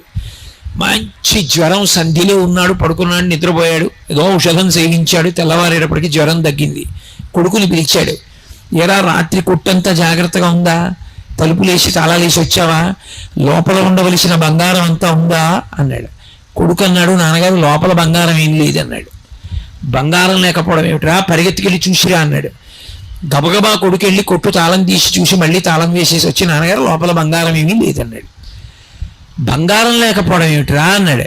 నిజం నాన్నగారు, చంద్రహారాలు ఉన్నాయి, ఉంగరాలు ఉన్నాయి, కేయూరములు ఉన్నాయి, కంకణాలు ఉన్నాయి, వడ్డాణాలు ఉన్నాయి, కర్ణాభరణములు ఉన్నాయి, పాపట పిందెలు ఉన్నాయి, గాజులు ఉన్నాయి, ఉంగరాలు ఉన్నాయి, బంగారం మాత్రం లేదు. తండ్రి అన్నాడు, ఓరి మూర్ఖుడా, బంగారం లేని ఆభరణాలు ఉంటాయిరా? బంగారం లేదు ఆభరణం ఉంటుందా? ఆభరణం లేకపోయినా బంగారం ఉంటుంది. చంద్రహారం ఉండక్కర్లేదు, కరిగించేస్తే బంగారం ఉంటుంది. బంగారానికి విలువ, చంద్రహారానికి కాదు విలువ. చంద్రహారం పొడుగు చూసి డబ్బుచ్చుకోరు, చంద్రహారం బరువు చూసి డబ్బుచ్చుకుంటారు. అందులో ఎంత బంగారం ఉంది చూస్తారు. బంగారం ఇవ్వకుండా చంద్రహారం ఇవ్వండి అంటే ఇస్తారా? చంద్రహారం లేకపోయినా బంగారం ముద్దగా ఇంట్లో పెట్టుకోవచ్చు, అంతే విలువ. ఉరే ఉన్నది బంగారమేరా, చంద్రహారాలుగా, గొలుసులుగా, ఉంగరాలుగా, కేయూరములుగా, పాపట పిందులుగా ఉంది. బంగారం లేదంటావే మూర్ఖుడా, ఉన్నది ఆభరణములు బంగారమే. కొడుకు అన్నాడు, బంగారం ఎక్కడుందండి? చంద్రహారాలు ఉన్నాయి, గొలుసులు ఉన్నాయి, ఉంగరాలు ఉన్నాయి, బంగారం బంగారం అంటారేంటి? ఉరే బంగారమేరా చంద్రహారాలు గొలుసులైంది. అలాగే ఉన్న ఆ ఒక్క పరమాత్మయే ఇన్ని రూపాలు పొందాడు. సహస్రశీర్షా పురుష సహస్రాక్ష సహస్రపాత్. ఇన్ని రూపాల్లో ఉన్నవాడు వాడొక్కడే. మాయా అంటే అంతటా ఉన్నది వాడొక్కడే అని అనుకోకుండా వాడు వీరు వీరు వేరు అనుకుని పేరు చెప్పి మాయలో పడిపోడు. మాయలో పడిపోయి అక్కర్లేని పాపాలన్నీ వాడు పాడవ్వాలి, నేను బాగుండాలి, నాది గట్టి నీది అవుటు, ఇలా ఉండేటటువంటి ప్రవృత్తికి మాయా అంటారు. ఆ మాయ చేత మనం మళ్ళీ మళ్ళీ పుడుతుంటాం. ఆ మాయ లేనివాడు ఆయన. అందుకని మాయికమలము ఆయనకి లేదు, మాయికమలము మనకుంది. కాబట్టి ఆణవమలము, కార్మికమలము, మాయికమలము మూడిటితో తయారైన వాళ్ళం మనం. ఈ 3 మలములు లేకుండా తయారైన వాడు పరమేశ్వరుడు. తయారైన వాడన్న మాట కూడా వాడకూడదు, ఆయన యందు లేవు అంతే. అటువంటి వాడు ఆయన కానిది ఒకటి ఉన్నది అని చెప్పడం కుదరదు. అసలు ఆయన కానిది ఇది ఉందండి, శివుడు కానిది ఏదైనా ఉందా అని నేను అడిగాను అనుకోండి, మీకు లోకంలో నేను ఒకటి చూపిస్తాను, శివుడు కానిది ఒకటి ఉన్నది అని చెప్పడానికి ఏదీ లేదు. శివుడే అష్టమూర్తి అని పిలుస్తారు. శివుడే మనం ఈ కంటితో చూడడానికి వీలుగా 8 రూపములను పొందుతాడు. అయితే చిత్రం ఏంటంటే ఈ 8 రూపాలని కూడా పూర్తిగా పూజ చేయడం ఎవరికీ సాధ్యం కాదు. అందులో మొదటిది భూమి, రెండవది నీరు, మూడవది నిప్పు, నాలుగవది వాయువు, ఐదవది ఆకాశం, ఆరవది సూర్యుడు, ఏడవది చంద్రుడు, ఎనిమిదవది జీవుడు. నేను అనుకుంటుంటానే జీవుడు, ఆ జీవుడు 8వది. ఈ 8 శివుని యొక్క మూర్తులు, అందుకే అష్టమూర్తులు అని పిలుస్తారు. భూరంభం శనలో నిరోంబర మహార్నాథో హిమాంసు పుమాన్ ఇత్యాభాతి చరాచరాత్మకమిదం యస్యైవ మూర్త్యస్తకం నాన్యత్కించన విద్యతే విమృశతాం యస్మాత్ పరస్మాద్ విభో తస్మై శ్రీ గురుమూర్తయే నమ ఇదం శ్రీ దక్షిణామూర్తయే అంటారు శంకర భగవత్పాదులు దక్షిణామూర్తి స్తోత్రంలో. ఈ 8గా ఉంటాడు. ఇప్పుడు నాకు ఒకటి చెప్పండి, ఈ 8 కానిది ఒకటి ఏమైనా ఉందా లోకంలో? ఉండదు. 8 ఉంటాయి. పృథివీ భూమి శివస్వరూపం. ఇప్పుడు నాకు చెప్పండి, అసలు మనం అనుభవిస్తున్నటువంటి సుఖమన్న మాట ఏది ఉన్నా శివుని యొక్క ఉచ్ఛిష్టమే. శివుని వలననే సుఖం ఉన్నది. ఈ భూమి లేదు, ఎక్కడ నిలబడతావు? ఈ భూమి లేదు, పంట ఎక్కడి నుంచి వస్తుంది? ఈ భూమి లేదు, ఇల్లు ఎక్కడ కడతావు? ఈ భూమి లేదు. భూమిలోంచి బొగ్గు రాకపోతే, భూమిలోంచి పెట్రోల్ రాకపోతే, భూమిలోంచి ఇనుము రాకపోతే కారు ఎక్కడి నుంచి తయారు చేస్తావు? విద్యుత్ శక్తి ఎలా తయారు చేస్తావు? నీరు లేదు, ఏం తాగి బతుకుతావు? పంట పండకపోతే ఏం తిని ఈ జీవరాశులన్నీ జీవిస్తాయి? గాలి లేదు, అసలు ప్రపంచం ఎలా నిలబడుతుంది? నిలబడదు. అగ్ని లేదు, ఎలా బ్రతుకుతుంది ప్రపంచం? ఉండదు. పృథివీ ఆపస్తేజోవాయు ఆకాశములు ఆయనే. ఆకాశముగా అంతటా నిండిపోయినవాడు వ్యోమవత్యప్తదేహాయ దక్షిణామూర్తయే నమః. ఆకాశమై నిండిపోయినవాడు ఆయనే. సూర్యుడిగా ఉన్నవాడు ఆయనే. సూర్యుడుగా ఆయన లేడనుకోండి, అసలు లోకానికి ఆరోగ్యం ఎక్కడుంటుంది? ఆరోగ్యం భాస్కరాదిచ్చేత్. సూర్యకిరణముల యొక్క స్పర్శ వలన రోగకారకములైనటువంటి జీవులు చనిపోతాయి. సూర్య కిరణములు పడితే చాలు ఆరోగ్యం లభిస్తుంది. అందుకే పూర్వం కేవలముగా సూర్యకిరణములు పడినటువంటి పదార్థములను కొన్నింటిని తినేవారు. ఆ పదార్థములు తినకుండా ఉండేవారు కాదు, రేగుడియాలని పెట్టేవారు ప్రత్యేకం. అవేమి ఆ నూనెలోనో ఎందులోనో వేయించరు. రేగుపళ్ళు తీసుకొచ్చి సూర్యకిరణాల్లో పెడతారు, గట్టి పడతాయి. ఆ రేగు ఒడియాలు దాచుకుని ఆ ఒడియని తినేవారు. అసలు ఈ గడ్డంతా రేగు చెట్లతో కూడుకున్నటువంటిది. ఆ రేగు పండు తింటే సూక్ష్మక్రిములు నశిస్తాయి, అది ఆరోగ్యకారకం. అలాగే అప్పడం ఒత్తి సూర్యకిరణాలకు ఎదురుగుండా తీసుకొచ్చి పెడతారు. పెడితే సూర్యకిరణముల చేత అప్పడం ఎండుతుంది. ఆ ఎండిన అప్పడాన్ని తీసుకెళ్లి డబ్బాలో పెట్టి ఉంచుతారు. ఎన్ని నెలలు ఉంటుంది? పాడవదు. సూర్యకిరణములు తగిలితే సూక్ష్మక్రిములు పోయి నిలవ ఉండే శక్తి వస్తుంది. సూర్యకిరణములే ఆరోగ్యములకంతటికీ కూడా కారణము. అటువంటి సూర్యబింబంగా ఉండేటటువంటి వాడు పరమశివుడు. ఏది ఆయన వంక చూస్తూ ఓ రోజు పొద్దున్నుంచి సాయంకాలం వరకు పూజ చేయి, సాధ్యమా? అసలు పువ్వును విసిరింది ఆయన మీద పడుతుందా? నువ్వు వేసిన నీళ్లు ఆయన మీద పడతాయా? చెయ్యలేవు. పృథివీకి అంతటికీ పూజ, ఈ భూమండలానికి అంతటికీ పూజ చేయగలవా? చెయ్యలేవు. ఉన్న నీటికి అంతటికీ పూజ చెయ్యలేవు. గాలికంతటికీ పూజ చెయ్యలేవు. ఆకాశానికి అంతటికీ పూజ చెయ్యలేవు. అగ్నికంతటికీ పూజ చెయ్యలేవు. చంద్రబింబానికి పూజ చెయ్యలేవు. జీవుడికి పూజ చెయ్యలేవు. నేనంటున్నావే, ఆ నేనన్నది ఎక్కడుందని దానికి పూజ చేస్తావు? చెయ్యలేవు. మరి ఇప్పుడు ఆ 8 శివుడైతే అసలు ఆయనకి పూజలా? చెయ్యలేం. కాబట్టే ఈ 8ంటికి ప్రతినిధులుగా మళ్ళీ 8 లింగాలుగా వచ్చాడు ఆయన. అందుకే కంచిలో పృథివీలింగం, కాంచీపురంలో ఏకాంబరేశ్వరుడు ఈ పృథివికంతటికీ సంకేతం. పృథివీ పట్ల మనం అనేకమైనటువంటి దోషాలు చేస్తాం. పృథివీ సూక్తం అని అందులో చెప్తారు. యన్మృత్తికాధననే పాపం. భూమి మీద గట్టిగా తాళనం చేయకూడదు. నడిచి వెడుతున్నాడు అనుకోండి, చప్పుడు అవ్వకూడదు. చప్పుడైందనుకోండి భూమిని తాడనం చేసిన దోషం వస్తుంది. నిష్కారణంగా భూమిని తవ్వకూడదు. కారణం లేకుండా పుల్ల ముక్కెట్టి, గోళ్ళెట్టి, వేళ్ళెట్టి, కాళ్ళెట్టి మట్టి తవ్వాడనుకోండి దోషం వస్తుంది. మృత్తికని నిష్కారణంగా కొట్టకూడదు. మృత్తిక మీద ఎక్కడ పడితే అక్కడ మలమూత్ర విసర్జన చేయకూడదు. ఈ దోషములు పోవాలంటే పృథివీలింగానికి పూజ చెయ్యాలి, ఆయన్ని దర్శనం చేసి నమస్కరించాలి. కంచిలో పృథివీలింగమై ఉన్నాడు. మట్టి దేనికి కరిగిపోతుంది? నీటికి కరిగిపోతుంది. మట్టి మీద నీళ్లు పోసామనుకోండి కరిగిపోతుంది. మరి పృథివీలింగం అయితే దాని మీద అభిషేకం ఎలా? నీళ్లతో ఎలా అభిషేకం చేస్తారు? అందుకే కంచిలో పృథివీలింగానికి నీళ్లతో అభిషేకం చేయరు, మల్లె నూనెతో అభిషేకం చేస్తారు. ఒక్క మల్లె నూనె పోస్తారంతే ఏకాంబరేశ్వర లింగం మీద. మీరు ఇప్పటికీ కంచి పెడితే పక్షి గూడులా ఉంటుంది.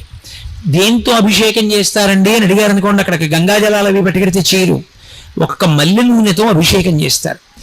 జలములు, ఈ నీరంతా కలిపి జంబుకేశ్వరంలో ఉంది శివలింగం, జలలింగం అంటారు. ఆ శివలింగం దగ్గర నీరు ఊరుతూ ఉంటుంది, కానీ ఎవరి మీద చల్లరా నీటిని తోడేసి పక్కన పోసేస్తుంటారు. నీటికంతటికి ఆయన గుర్తు జలలింగం. అరుణాచలం అగ్నిలింగం, చిదంబరం ఆకాశలింగం. అలాగే కంచిలో పృథివీలింగం, జంబుకేశ్వరంలో జలలింగం, అరుణాచలంలో అగ్నిలింగం, చిదంబరంలో ఆకాశలింగం. పృథివీ ఆపస్ తేజో వాయు ఆకాశములు. శ్రీకాళహస్తిలో వాయులింగం. అందుకే ఇప్పటికీ ఈ భూమి మీద ఉన్న గాలి అంతా నేనే అని చెప్పడం కోసమని కాళహస్తీశ్వర లింగానికి ఎదురుగుండా పెద్ద ప్రమిదలో 2 ఒత్తులు వెలుగుతుంటాయి. మిగిలినటువంటి దీపాలన్నీ అలా నిలబడి ఉంటాయి. ఈ ఒక్క 2 ఒత్తులు శివలింగానికి ఎదురుగుండా ఉంటాయి. గాలి అంతా ఏది అంటే ఆయన ఉచ్ఛ్వాస నిశ్వాసలు, ఆయన విడిచిపెట్టి పీల్చే గాలి ప్రపంచమంతా ఉంటుంది. గాలి నేనేను సుమా అని చెప్పడానికే శ్రీకాళహస్తిలో శివలింగం ఎదురుగుండా ఉన్నటువంటి ప్రమిదలో ఉన్న 2 ఒత్తులలో వెలుగుతున్న దీపాలు ఎప్పుడు కదులుతుంటాయి ఇలా.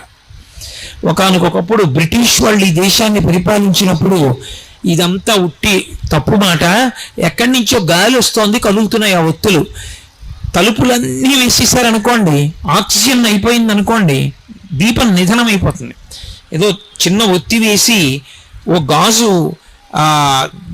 ఇది అడ్డు పెట్టి దానికి పైన చిన్న జాగా ఉంటుంది, దాని మీద మూత పెట్టేశారనుకోండి, లోపల ఉన్న ఆక్సిజన్ అయిపోతే దీపం నిధనం అయిపోతుంది, ఆరిపోతుంది.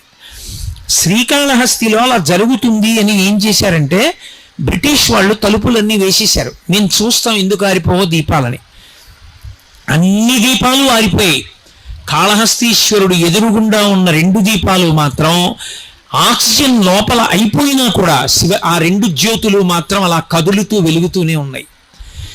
ఈ దేశానికి సంబంధించని వాళ్ళు, ఈ మతానికి సంబంధించని వాళ్ళు, పశ్చిమ దేశాల నుంచి వచ్చిన వాళ్ళు 2 చేతులు ఎత్తి నమస్కారం చేశారు. ఇది ఈ దేశం యొక్క గొప్పతనం అని. కాబట్టి వాయువు కాళహస్తీశ్వరలింగం అయి ఉన్నాడు. అలాగే సూర్యుడికి చెయ్యలేం కాబట్టి సూర్యలింగంగా కోణార్కలో శివలింగం ఉంది. అలాగే చంద్రుడికి పూజ చేయలేం కాబట్టి చంద్రలింగంగా ఒరిస్సాలో సీతాకుండంలో వెలిశాడు. యజమాని నేను నేను నేను అన్న భావనకి పూజ చెయ్యలేం కాబట్టి ఖాట్మండు నేపాల్ యజమాన లింగం అయ్యాడు పశుపతినాథ్. కాబట్టి ఈ నేను ఆ నేనులో కలిసిపోయి అఖండమైపోవాలి, అందుకే పశుపతినాథ్ అయ్యాడు. ఇప్పుడు ఈ 8 మూర్తులు ఆయనే, 8 మూర్తులు ఆయనై 8 లింగములుగా మారాడు. ఆయన కానిది, ఆయన వలన పొందని సుఖము ఈ లోకంలో ఏముంది నాకు చెప్పండి. అందుకే కృతజ్ఞతతో భయంకరమైనటువంటి పాపం చేయించాలి వీడితో అనుకుంటే 2 శాపాలు ఇస్తారు. ఒకటి, నీ ఇంట జిల్లేడు చెట్టు పుట్టుగాక, నీ జీవితమునందు నీకు శివభక్తి లేకుండుగాక అని శపిస్తారు. ఇంట్లో జిల్లేడు చెట్టు పుట్టిందనుకోండి ఐశ్వర్యం పోతుంది. అందుకే ఇంట్లో జిల్లేడు చెట్టు పుడితే వెంటనే జిల్లేడు చెట్టు తీసేస్తారు. ఇంటి ప్రహారీ గోడ బయట ఉండాలి తప్ప ఇంట్లో జిల్లేడు చెట్టు ఉండకూడదు. 2, శివభక్తి నీకు కలగకుండుగాక. వాడికి శివభక్తి లేకుండా పోయిందనుకోండి వాడంత కృతజ్ఞుడు ఇంకొకడు ఉండడు. రౌరవాది నరకాలకు పోతాడు, కొన్ని కోట్ల జన్మలు తిరియక్కుగా పోతాడు. అందుకే అవతల వాడిని ఉద్ధరించాలనుకున్నారనుకోండి నీకు శివభక్తి కలుగుగాక అని ఆశీర్వచనం చేస్తారు. అంత గొప్పది శివభక్తి. ఆయన అశుతోషుడు, అన్నీ ఆయన ఉంటే ఆయనకి మనం ఏమివ్వాలి? ఆయనకి మనం ఇవ్వడానికి ఏమి ఉండదు. అందుకే శివుడికి ఒక్కడికే ఒక పేరుంది. ఆయనకి అసుతోషుడు అని ఒక పేరు. అసుతోషుడు అంటే ఎంత చిన్నదని మీరు అంటారో అంత చిన్నదానికి అంత పెద్ద పొంగగలిగిన వాడు. అంత పొంగిపోతాడు. అంత పొంగిపోయే లక్షణం అంత చిన్నదానికి ఉన్నవాడెవరో ఆయనని అసుతోషుడు అంటారు. ఆయనకి పట్టికెళ్ళి ఇది ఇస్తే సంతోషిస్తాడని ఏం లేదు. అందుకే సజ్జోజాతుడు. మీరు ఎక్కడ నిలబడి మనసులో ఆయన్ని తలుచుకొని సంతోషించారనుకోండి, ఒక నమస్కారం చేశారనుకోండి, పొంగిపోతాడంతే. ఉబ్బులింగడు అంటే వెళ్ళి పొగిడితే పొంగిపోతాడు కాదు, అది తప్పు. అలా అనకూడదు. ఉబ్బులింగడు అసతోషుడు అన్న మాటకు అర్థం ఏంటంటే భక్తి కలిగిన వాడు ఏం చేశాడని అడగడు, భక్తి అంటూ ఉంటే చాలు. శ్రీశైలేషు భజింతునో యభవు కంచీనాథు సేవింతునో కాశీవల్లభు కల్వబోధున మహాకాళేషు సేవింతునో నా శీలం అణువైన మేరువణుచున్ రక్షింపవే నీ కృపా శ్రీ శృంగార విలాసహాసములచే శ్రీకాళహస్తీశ్వర. ఏమీ చెయ్యలేదు శివ, నన్ను కాపాడు అని అడిగితే చాలు, గుర్తుపెట్టుకుంటాడు. అందుకే శ్రీకాళహస్తిలో పశ్చిమాభిముఖుడై ఉంటాడు. పశ్చిమం దేనికి గుర్తు? సూర్యాస్తమయానికి గుర్తు. సూర్యాస్తమయం అంటే అయిపోయింది, పొద్దు వాలిపోయింది. దీపం ఉండగా ఇల్లు చక్కబెట్టుకో అంటారు. పెద్ద దీపం సూర్యుడు. సూర్యుడు పశ్చిమానికి ఒరిగిపోయి సూర్యాస్తమయం అయిపోయిందంటే అయిపోయింది. జీవితం అయిపోయింది అనడానికి గుర్తు ఏమిటంటే సూర్యాస్తమయం.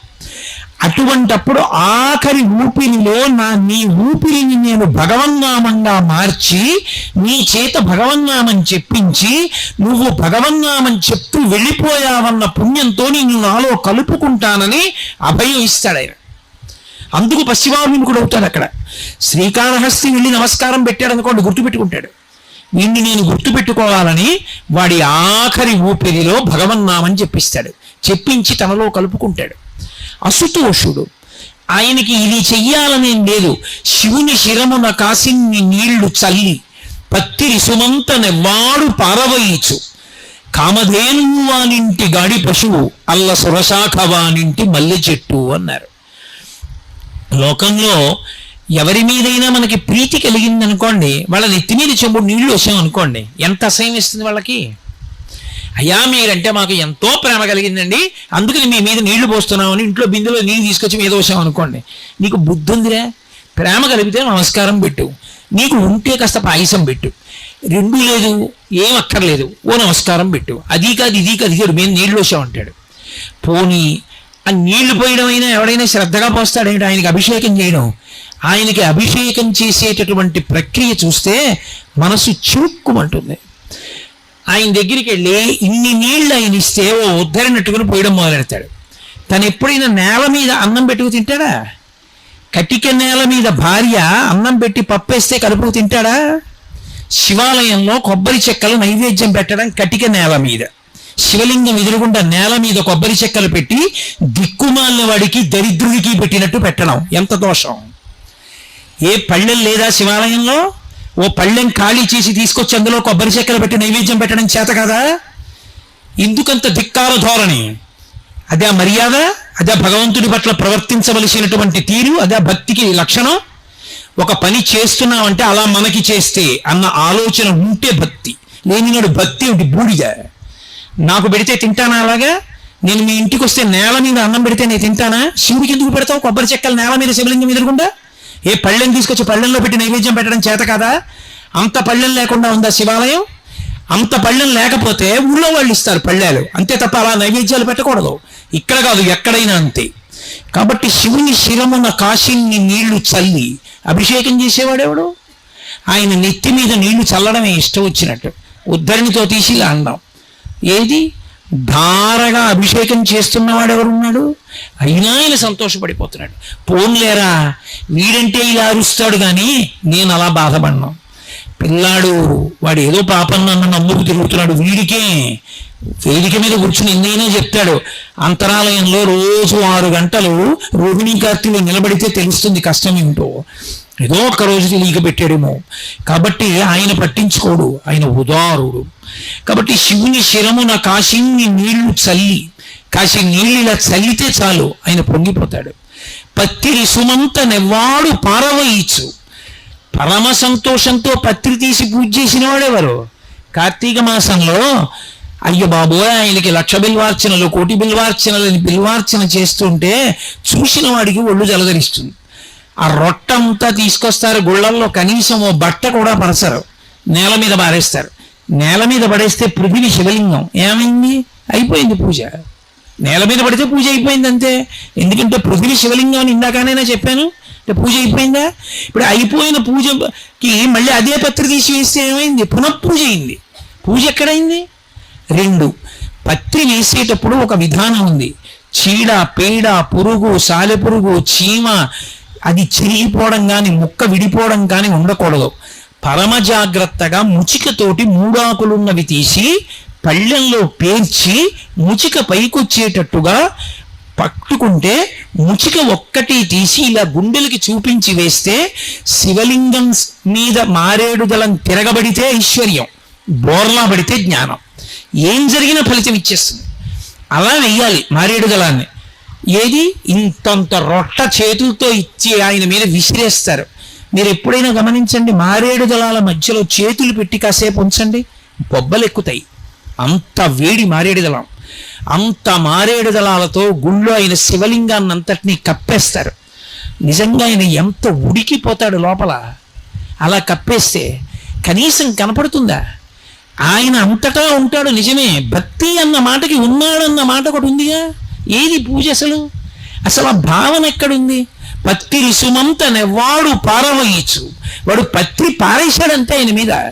అయినా కూడా ఆయన ప్రసన్నుడై కామధేనువు అనింటి గాడి పశువు అలా పత్రి విసిరేసిన వాడికి కామధేనువుని తెచ్చి వాడు దొడ్లో కట్టేస్తాడు.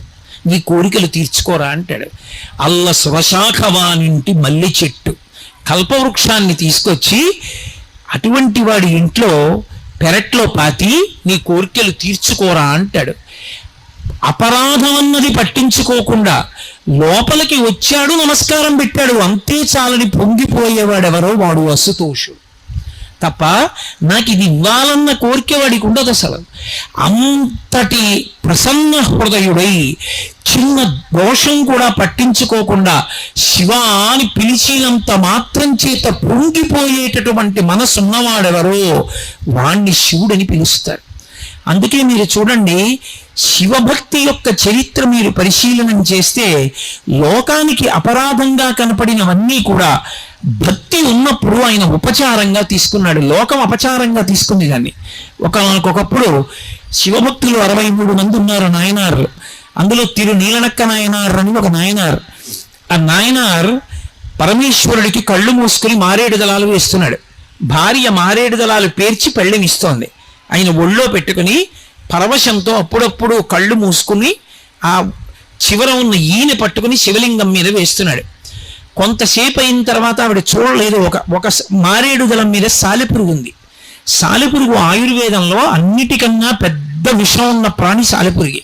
అత్యంత ప్రమాదకరమైన ప్రాణిగా ఆయుర్వేదంలో చెప్పబడేది ఏది అంటే సాలెపురుగే. సాలెపురుగు పాకుతోంది. సాలెపురుగుకి ఒళ్ళంత విషం. అది పాకితే చాలు దద్దుర్లు వస్తాయి. అది పాకితే కొన్నాళ్ల పాటు పోదు. అటువంటి ర్యాష్ అంటారే, అటువంటి దద్దుర్లు వచ్చేస్తాయి. అది శివలింగం మీద పాకుతోంది పెద్ద సాలెపురుగు. నీలనక్క నాయనార్ భార్య చూసింది, నాయనారు కూడా చూశాడు. ఆయన మహానుభావుడు, ఆయన ఒంటి మీద సాలెపురుగు పాకితే ఆయనకి లెక్క ఊరుకున్నాడు. నాయనార్ భార్య చూసి అనుకుంది, అమ్మో నా తండ్రి శరీరం అంత కోమలంగా ఉంటుంది, ఆయన ఒళ్ళంతా పాకేస్తోందే సాలెపురుగు, ఒళ్ళంతా ఎంత తట్లు కట్టేస్తుందో, ఎంత దురద పెడుతుందో ఆయనకని భయపడి కన్న తల్లి పిల్లవాడికి ఏదైనా ఇబ్బంది వస్తే వెంటనే తూతూ అంటుంది అని శ్రీకృష్ణ కర్ణామృతంలో లీలాశకుడు కూడా అంటాడు. ఆ తూతూ అని ఉమ్మేసి గబగబా రాసేస్తుంది ముందు వాడికి ఆ ఇబ్బంది కలగకుండా చూడ్డానికి. అలా ఆమె కన్న తల్లిలా అమ్మో శివుడికి ఎక్కడ ఇబ్బంది వస్తుందో అని చేతిలో ఉమ్మేసుకుని శివలింగానికి రాసేసింది.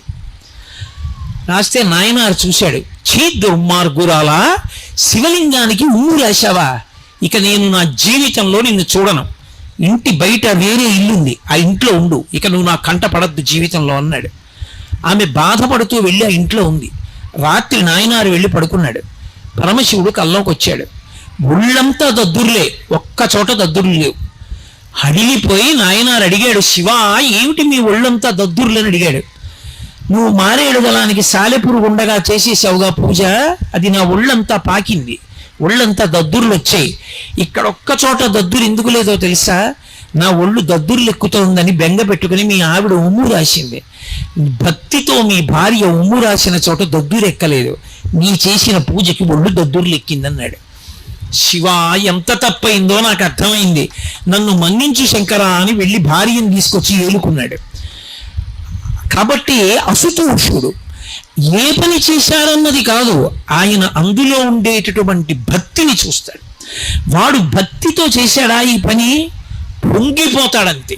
అందుకే అసుతోషుడని పిలుస్తారు. అందుకే మీరు 63 మంది నాయనారుల చరిత్ర చదివినా, పరమశివుని యొక్క కథలు చదివినా, శివమహాపురాణం చదివినా మీకు ప్రబలంగా కనపడేది ఏమిటి అంటే, శివుని విషయంలో భక్తితో మీరు చేసిన ఒక్క నమస్కారమైనా సరే ఆయన్ని సజ్జోజాతుణ్ణి చేస్తుంది. అంటే ఉత్తర క్షణంలో అనుగ్రహాన్ని కల్పిస్తుంది. అటువంటి ఉదారుడు ఆయన. అందుకే శంకరాచార్యుల వారు శివానంద లహరి చేస్తూ ఓ మాట అంటారు, మార్గావర్తిత పాదుకా పశుపతే రంగస్య కూర్చాయతే గండూషాంబునిషేచనం పురవిపూర్దివ్యాభిషేకాయతే కించిద్భక్షిత మాంసశేషకపలం నవ్యోపహరాయతే భక్తి కిం న కరోత్యహో పంచరో భక్త్యావతంసాయకే. తిన్నడు కేవలం కిరాతుడు, ఆయనకేం తెలీదు. అటువంటి వాడు వేట కోసం తిరిగాడు, మంచి ఆకలేసేసింది. ఆఖరికి బలిసిన అడవి పంది ఒకటి దొరికింది. బాణాలు పెట్టి కొట్టారు, అది పడిపోయింది. పడిపోయిన తర్వాత తిరిగి ఉన్నాడేమో, ఒళ్ళంతా మురికి పట్టేసింది, చెమట పట్టేసింది. స్నేహితులు అన్నారు, రే ఆకలేసేస్తోందిరా, గబగబా 4 ఎండుకర్రలు తెచ్చి అగ్నిహోత్రం రగల్చి పందిని కాలుస్తాం, కాల్చాక కత్తి పెట్టి కోసి మాంసం తినేద్దాం అన్నారు. ఆయన అన్నాడు, మీరు పందిని కాలుస్తూ ఉండండి, నేను ఇప్పుడే ఒక్కసారి లోపలికి వెళ్ళి ఆ ఏట్లో స్నానం చేసి వస్తా, ఒళ్ళు మురిగ్గా ఉంది అని ఏట్లో స్నానం చేద్దామని పెడుతున్నాడు. కాళహస్తీశ్వర లింగం కనపడింది. అప్పట్లో తెల్లవారుజామున బ్రాహ్మణుడు వచ్చి పూజ చేసి వెళ్ళిపోయేవాడంతే. శివలింగం వంక చూశాడు. శివ, ఎప్పుడు తిన్నావు, ఎంత ఆకలిస్తోందో, శంకర నీకు తెచ్చి నేను అన్నం పెడతానన్నాడు. ఆయనకి ఏం తెలుసు, ఆయన తినేదే శంకరుడికి పెడతాననుకున్నాడు. గబగబా వెళ్ళాడు. అడవి పందిని కాల్చి కోసి ఒక్కొక్క ముక్క తీసి కొరికి చూశాడు వివిధ శరీర భాగాల్లోంచి. ఒక చోట ముక్క రుచిగా అనిపించింది. ఆ ఎంగిలి ముక్క తన ముక్కుతో ఉన్నదాన్ని పట్టుకున్నాడు. ఆ శివానికి ముక్క పెడతాను తిందుగానివి అని ఆ ముక్క పట్టుకుని పరిగెడుతున్నాడు గుడికి. ఇంతలో గుర్తొచ్చింది, శివుడికి అలవాటు ఉంది, స్నానం చేస్తే కానీ తినడం. నేను ఎలా స్నానం చేశాను, నేను ఎప్పుడు చేయను, అలాంటిది ఇవాళ స్నానం చేశా అంటే తినడు. నా గురించి కాదు, తిన్నడు, స్నానం చేశాడు ఆ రోజున. శివుడు స్నానం చేస్తే కానీ తినడు. కాబట్టి ఆయనకి నీళ్లు పోయాలి, అభిషేకం చేయాలి. అభిషేక మంత్రాలు నాకు రావు, ఏదో కాసి నీళ్లు పోస్తాయి నెత్తి మీద. అందుకని నీళ్లు పట్టుకెళ్ళాలని గబగబా ఓ పిడత ఒకటి చూశాడు, ఎక్కడన్నా దొరుకుతుందా అని వెతికాడు. ఎక్కడ పిడత కనపడలేదు. ఏమిటి లోపల బెంగ, ఆకలితో ఉన్నాడు ఆయన. పాపం అన్నం పెట్టాలి, ఈ పిడతల కోసం గిన్నెల కోసం వెతుక్కుంటే అన్నం ఎప్పుడు తింటాడు? అందుకని గబగబా వెళ్ళాడు. ఓ చేతిలో ధనస్సు ఉంది, ఓ చేతిలో ఎంగిలి మాంసం ముక్కు ఉంది. ఎలా పట్టుకెడతాడు నీళ్లు? అర్థం కాలేదు. ఆ చేతిలో ఉన్నటువంటి మాంసం ముక్క అక్కడ పెట్టి కాసి నీళ్ళు ఇలా తీసి నోట్లో పట్టుకున్నాడు. నోటి నిండా నీళ్లు పట్టుకుని ఇప్పుడు ఆ చేతిలో ఉన్న మాంసం ముక్క పట్టుకుని పరిగెత్తుకుంటూ గుడిలోకి వెళ్ళాడు. ఆయనకు అలవాటు ఉంది, శివలింగం మీద పూజ చేసినటువంటి పువ్వుల్ని చేత్తో తీయకూడదు.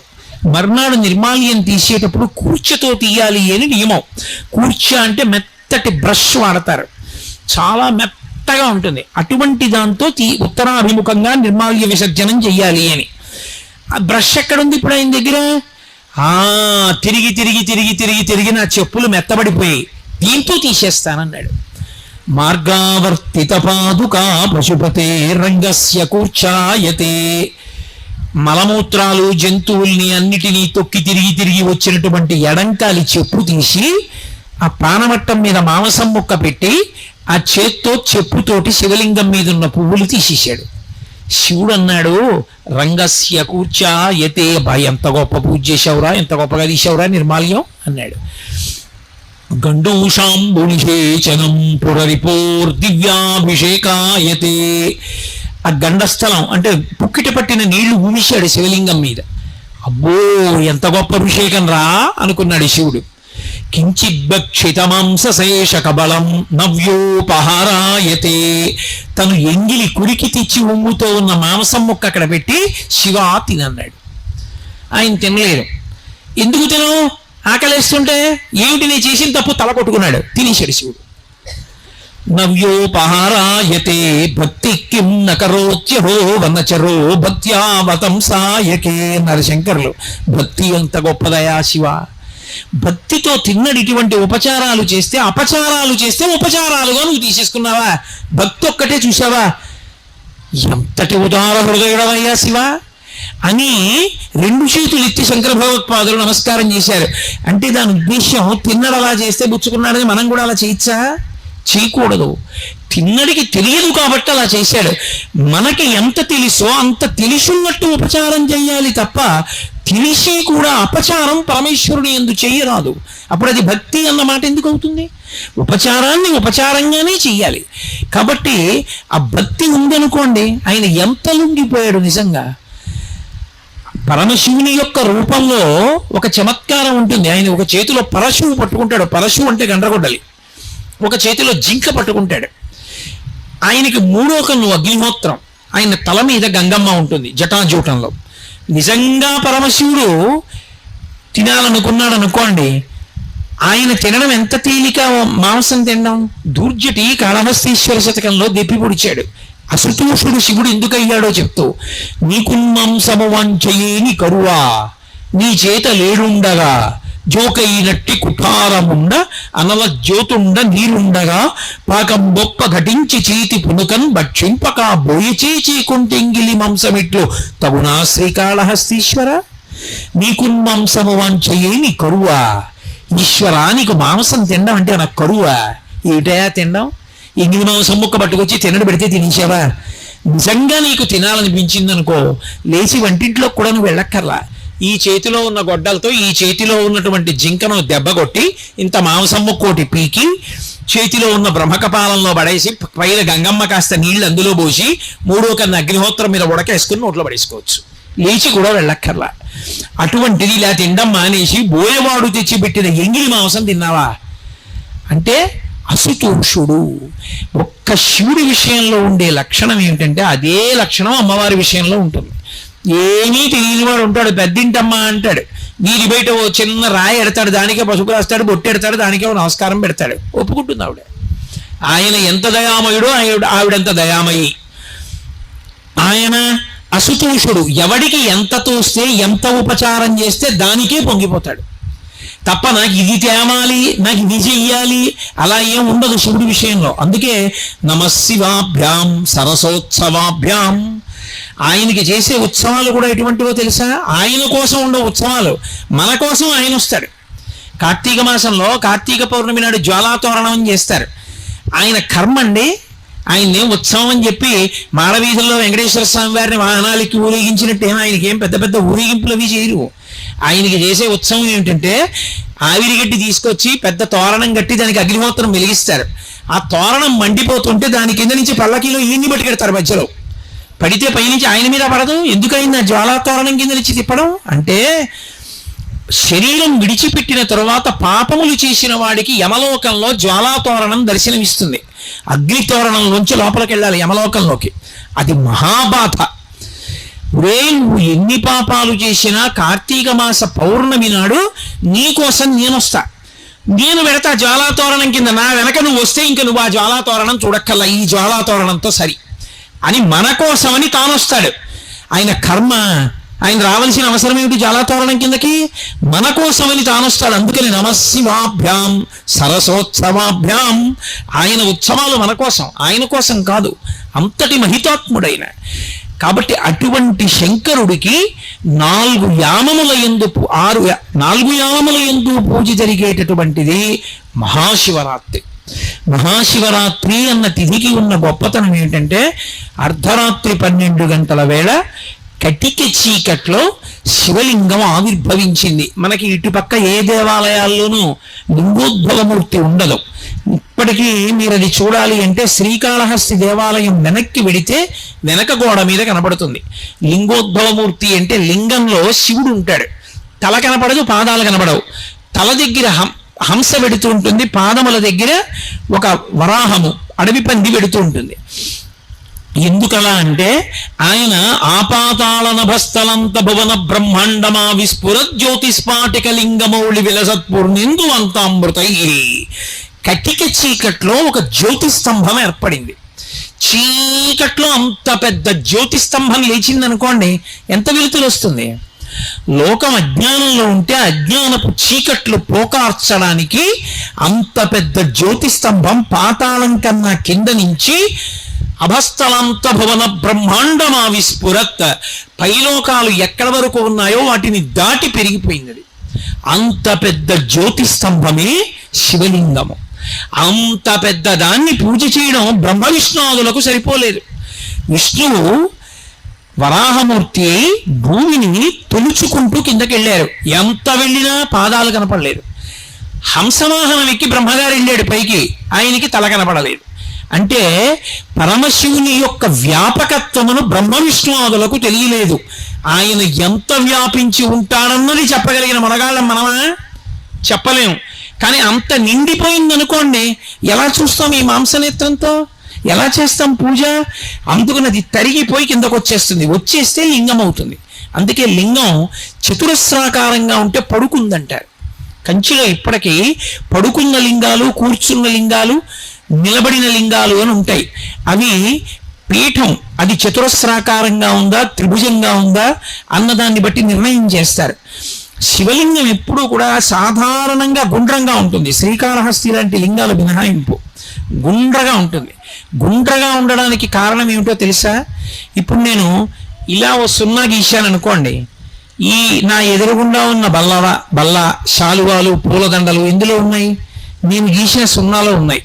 నేను ఇప్పుడు ఈ సున్నా ఇలా నా చుట్టూ కూడా తిప్పాను అనుకోండి, నేను మైకు ఇవి కూడా ఇందులో ఉన్నాయి, సున్నాలో ఉన్నాయి. నేను అలా సున్నా ఇలా సభ చుట్టూ తిప్పాను అనుకోండి, ఇప్పుడు ఈ సభ ఇవి అన్నీ కూడా ఇందులో ఉన్నాయి, ఆ సున్నాలో ఉన్నాయి. నేను దాన్ని ఇలా తిప్పాను అనుకోండి, తేతలి చుట్టూ తిప్పాను అనుకోండి, తేతలి గ్రామం అంతా ఇందులో ఉంది, అందులో ఉంది. నేను దాన్ని ఇలా అన్నాను అనుకోండి, భారతదేశం అంతా తిప్పేశాను అనుకోండి, ఇప్పుడు దేశం అంతా ఎందులో ఉంది, అందులో ఉంది. సమస్త బ్రహ్మాండముల చుట్టూ అలా గీత గీశాను అనుకోండి, ఇప్పుడు అవన్నీ ఎందులో ఉన్నాయి, అందులో ఉన్నాయి.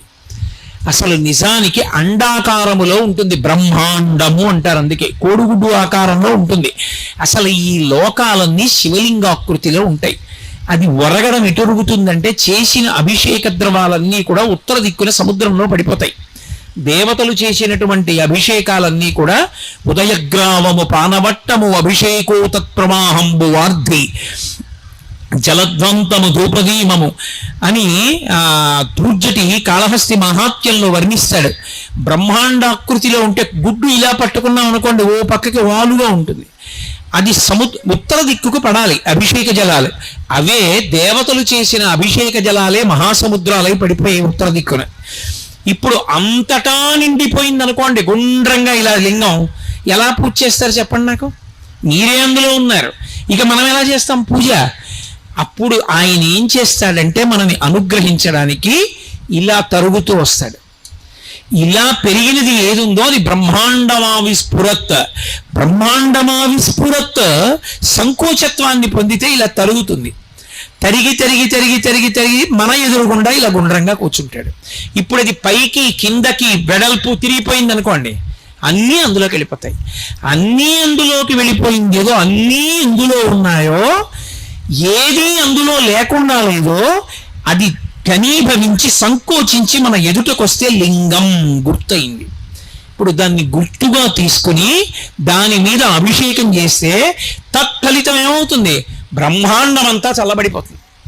అందుకే ఒక్కడు శివలింగాన్ని సక్రమంగా అభిషేకం చేసేవాడు ఉంటే లోకమంతా చల్లబడిపోతుంది. అందుకే అది చల్లగా ఉండడానికే పైన చంద్రబింబం నుంచి అమృతధార పడినట్టు ధారాపాత్ర కట్టి వెళ్ళిపోతారు. అందులో ఉంచి ధారపడుతూ ఎప్పుడు శివలింగం చల్లగా ఉంటుంది. శివాలయంలో శివలింగం చల్లగా ఉంటే ఊరు చల్లగా ఉంటుంది. మహాశివరాత్రి అంటే లోకములను అనుగ్రహించడానికి, లోకములకు జ్ఞానం ఇవ్వగలిగిన వాణ్ణని చెప్పడానికి, ఎవరి కోరికనైనా తీర్చగలిగిన వాణ్ణని చెప్పడానికి లింగస్వరూపంతో ఆపాతాళ నభస్థలంత భువన బ్రహ్మాండమా విస్ఫుర జ్యోతి స్ఫాటిక లింగమౌళి విలసత్పూర్ణేందువంతామృతై. అంతటా నిండిపోయినవాడు, ఇవేమీ కానివాడు, వీటిలా కనపడేవాడు. స్ఫాటికలింగ, స్ఫటికలింగం ఉందనుకోండి, అది చాలా గొప్పది. స్ఫటికలింగం, స్ఫటికలింగం రామేశ్వరం క్షేత్రానికి వెడితే తెల్లవారుజామున 4 గంటలకి బ్రహ్మముహూర్తంలో అభిషేకం చేస్తారు స్ఫటికలింగానికి. అప్పుడు చూపిస్తారు. ఆ స్ఫటికలింగం ఎదురుగుండా ఓ ఎర్ర పువ్వు పెడతారు, లింగం అంతా ఎర్రగా అయిపోతుంది, పువ్వు తీసేస్తారు, తెల్లగా అయిపోతుంది. శివలింగం మీద తెల్లటి పాలు పోస్తారు, తెల్లగా అయిపోతుంది. పసుపు నీళ్లు పోస్తారు, పచ్చగా అయిపోతుంది. మామూలు నీళ్లు పోస్తారు, మళ్ళీ తెల్లగా అయిపోతుంది. ఎదురుగుండా ఏది పెడితే దానిలా కనపడుతుంది, కానీ నిజానికి అదేమిటి? ఏమీ కాదు, శుద్ధ స్ఫటికం. అలా అంతటా నిండిపోయినటువంటి పరమేశ్వరుడు నిర్గుణుడు, కానీ ఎలా చూస్తే అలా కనపడుతూ ఉంటాడు. అది స్ఫాటికలింగ. అలా పెరిగిపోయినటువంటి శివలింగాన్ని ఆ కాలమునందు మహాశివరాత్రి సమయంలో ఎవడు ధ్యానిస్తాడో, ఎవడు దర్శిస్తాడో, ఎవడు శివనామం చెప్తాడో, ఎవడు భక్తితో పూజ చేస్తాడో, ఎవడు ఆ రోజున ఉపవసిస్తాడో, ఎవడు జాగరణ చేస్తాడో. జాగరణం అనేటటువంటిది దేని చేత జరుగుతుంది అంటే, విశేషమైనటువంటి రోగము శరీరంలో ప్రవేశిస్తే జాగరణం చేస్తాడు. నిద్ర పట్టదు. మహాభారతంలో విదురుడు అడుగుతాడు ధృతరాష్ట్రుణ్ణి, మృత్యువు సమీపించినప్పుడు నిద్ర పట్టదు, ఏదో సంధితో మాట్లాడుతూ ఉంటాడు. అలా కాకుండా ప్రయత్నపూర్వకంగా నిద్ర మాని ఒక రాత్రి ఎవడు శివనామస్మరణ చేశాడో వాడు యమదర్శనాన్ని పొందకుండా ఈ జాగరణ చేత, రోగము చేత జాగరణ చెయ్యవలసిన అవసరం లేకుండా శివుని యందు కలిసిపోతాడు. అంత అద్భుతమై శివమయమైనటువంటి కాలము కనుక నెలకి ఒకసారి చతుర్దశి రాత్రి పరివ్యాప్తమైతే శివరాత్రి, మహాశివరాత్రి అయి జ్యోతిస్తంభం ఏర్పడితే పరమాద్భుతమైన కాలము. అందుకే జన్మానికి ఒక శివరాత్రి అంటారు. ఏదో ఒక పదార్థం, పాలో పెరుగో తేనెో నెయ్యో పంచదారో నిబ్బుతో చందనోదకమో ఏదో ఒకటి పట్టుకుని దేవాలయంలోకి వెళ్ళాలి, శివదర్శనం చెయ్యాలి. శివనామ స్మరణ చేస్తూ శివస్తోత్రములను చదువుకుంటూ భగవంతునికి సంబంధించినటువంటి స్మరణతో కాలము గడపకపోతే మనుష్య జన్మ నిరర్ధకమైపోతుంది. శివమయమైన కాలము, శివుని యొక్క కాలము కనుక ఆ కాలమునకు మహాశివరాత్రి అని పేరు. అంత అద్భుతమైనటువంటి శివరాత్రి వస్తోంది. ఎప్పుడైనా శివలింగం ఉన్న చోట పావు తిరిగితే పార్వతీదేవి తిరిగింది అని గుర్తు. కొన్ని చోట్ల పావు పడగబడుతుంది. నేను ఒక చోట విన్నాను, ఇక్కడికి రాజరాజ నరేంద్రుడు పరిపాలించే కాలంలో వెళ్ళిపోతుంటే రథానికి పావు అడ్డం వచ్చి రాత్రంతా ఉండిపోతే ఆయన మరునాడు దర్శనానికి వస్తే ఇక్కడ శివలింగ దర్శనం అయింది అని. అలాగే ఇక్కడ ఒక వేశ్య ప్రతి మహాశివరాత్రి నాడు నృత్యం చేసేదని, ఆమె ఒక సంవత్సరం నృత్యం చేయడానికి రాకపోతే ఆమె ఇంటి చుట్టూ బుసలు కొడుతూ పావు తిరిగిందని, ఆమె వచ్చి ఇక్కడ నృత్యం చేసిందని ఈ క్షేత్ర వైభవం గురించి నేను విన్నాను. అంటే ఎంత విశేషమైనటువంటి శివ తేజస్సు కలిగిన క్షేత్రమో చూడండి. కాబట్టి అంత గొప్ప క్షేత్రంలో మీరు ఉండడం, మహాశివరాత్రిని సద్వినియోగం చేసుకోవడం, అంత చక్కటి దేవాలయంలో అమ్మవారిని అయ్యవారిని సేవించగలగడం, పైగా 2 నందులు ఉన్నటువంటి విశేషమైనటువంటి క్షేత్రం. అంత గొప్ప క్షేత్రంలో మహాశివరాత్రి నాడు మీరందరూ ధన్యులవుతూ నన్ను కూడా శివరాత్రికి ముందు పిలిచి శివుడి గురించి 4 మాటలు చెప్పవయ్యా అని అడగడం, ఇటువంటి క్షేత్ర ప్రాంగణంలో కూర్చుని పరమశివ వైభవం గురించి ఎంత చెప్పడం అంటే అది మహాసముద్రం ఎంతైనా చెప్పచ్చు. ఏకశబ్ద సంవిజ్ఞాత సృష్ట ప్రయుక్త స్వర్గే లోకే కామదుర్భవతి. భక్తితో నమ్మి చెప్పుకున్న ఒక్క మాట చాలు. కాబట్టి మీ అందరూ కూడా ఇంత ఓపికగా నిలబడి కూర్చుని కూడా అంత ఇరుగ్గా ఉండి కూడా పరమ భక్తితో నా మాటలు విన్నందుకు మీ అందరికీ నా హృదయపూర్వకమైన కృతజ్ఞతలను ఆవిష్కరిస్తూ